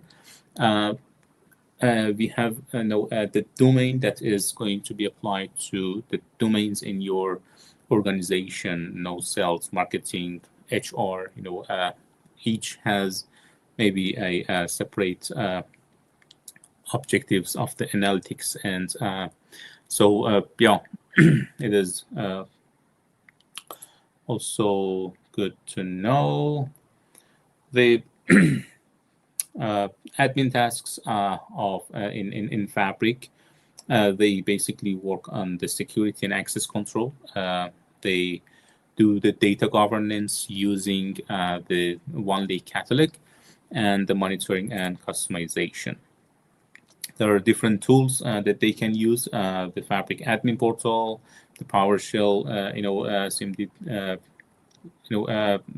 SimDelete, and some other admin monitoring workspace.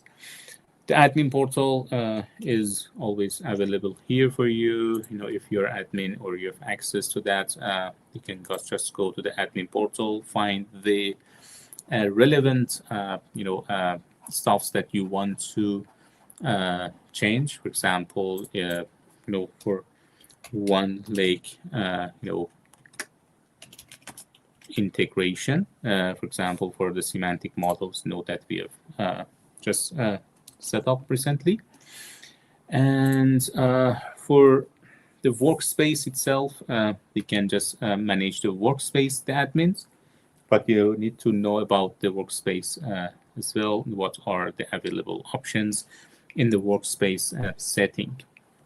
In order to do that, again, you can go to your workspace and just open the workspace setting there.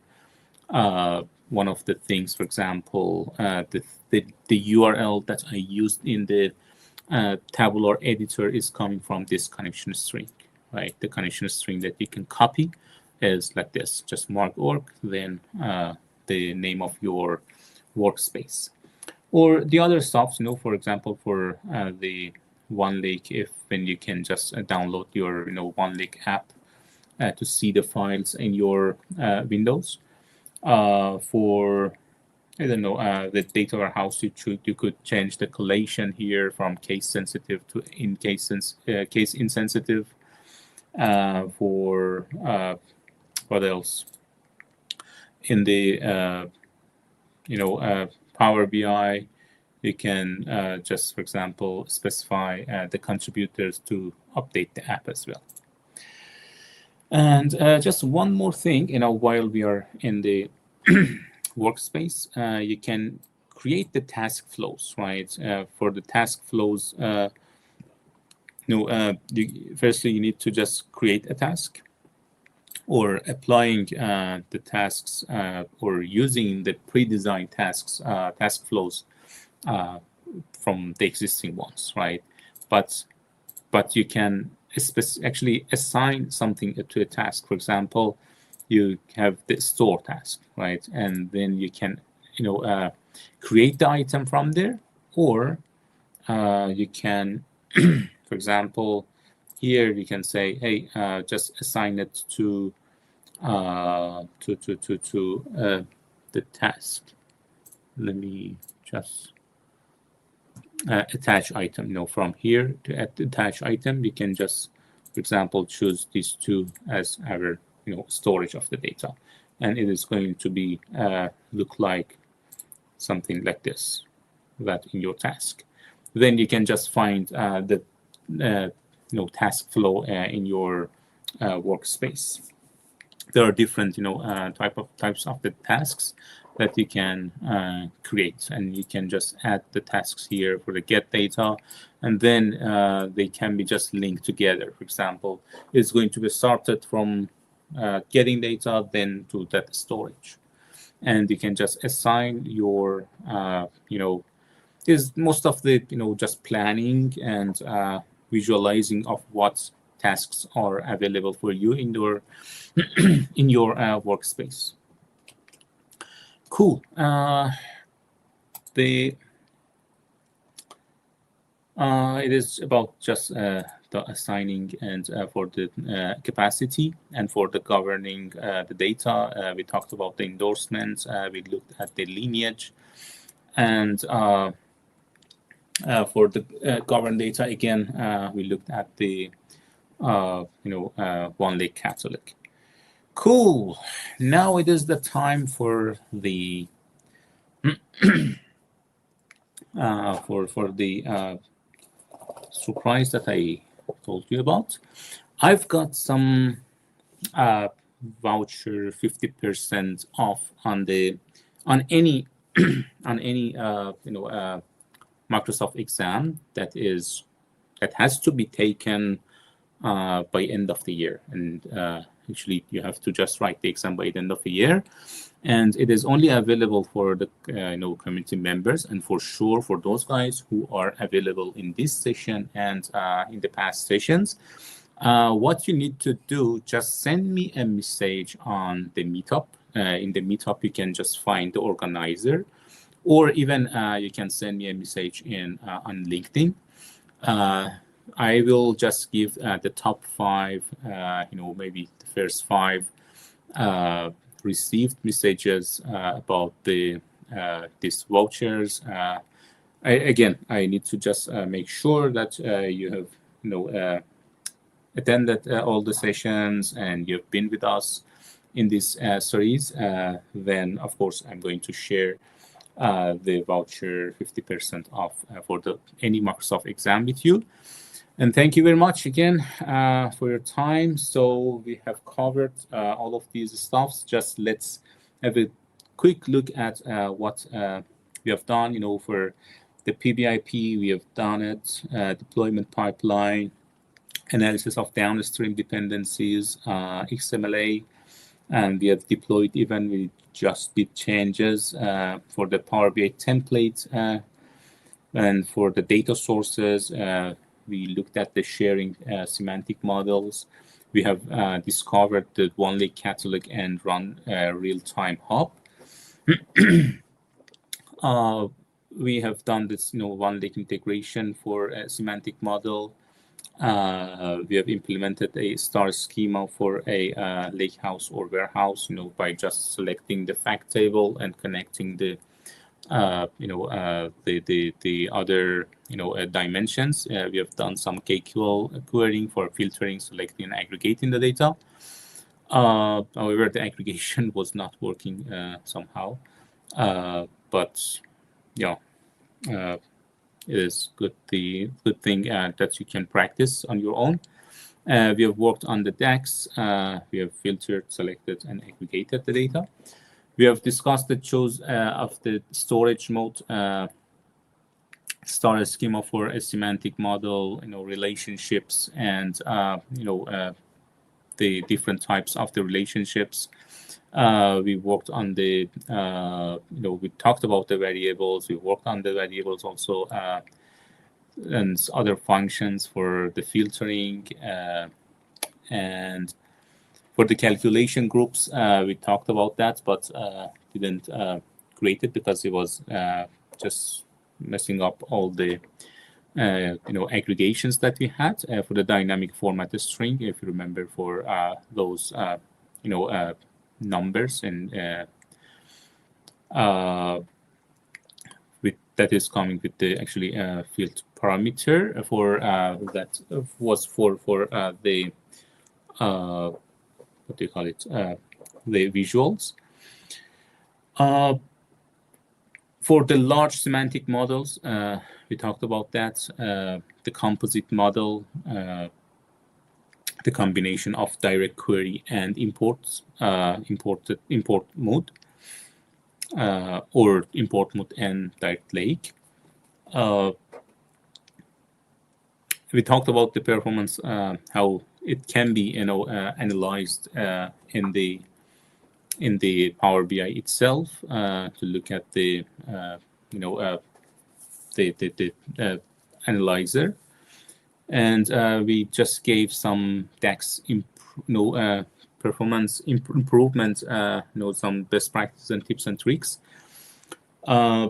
We configured the direct lake for the default fallback. Actually, we talked about that.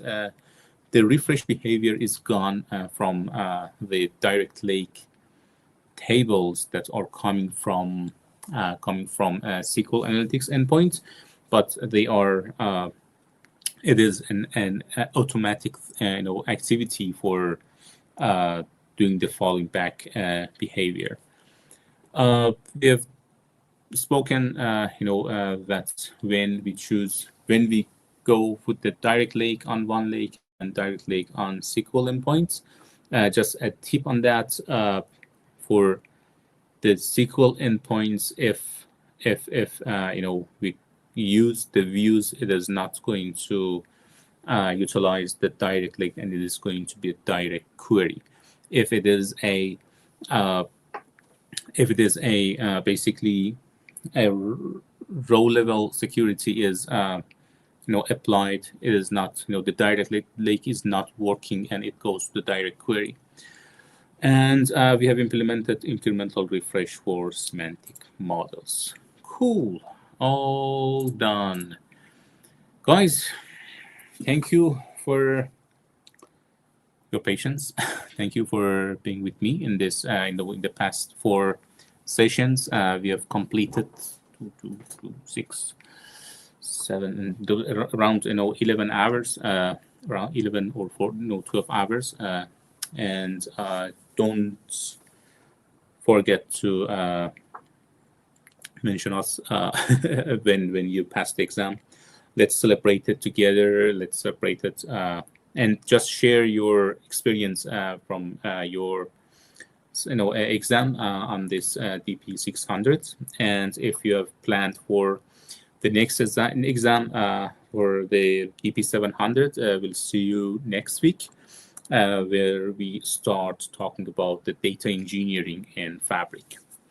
Thanks again. I'm just heading to thank you, Abhishek. Yeah, cool. Let's wrap it up. This is almost 4 hours just sitting. Awesome. Thank you very much for your energy and being with us. Have a good one. Enjoy your day, night, wherever you are. Cheers. Bye-bye.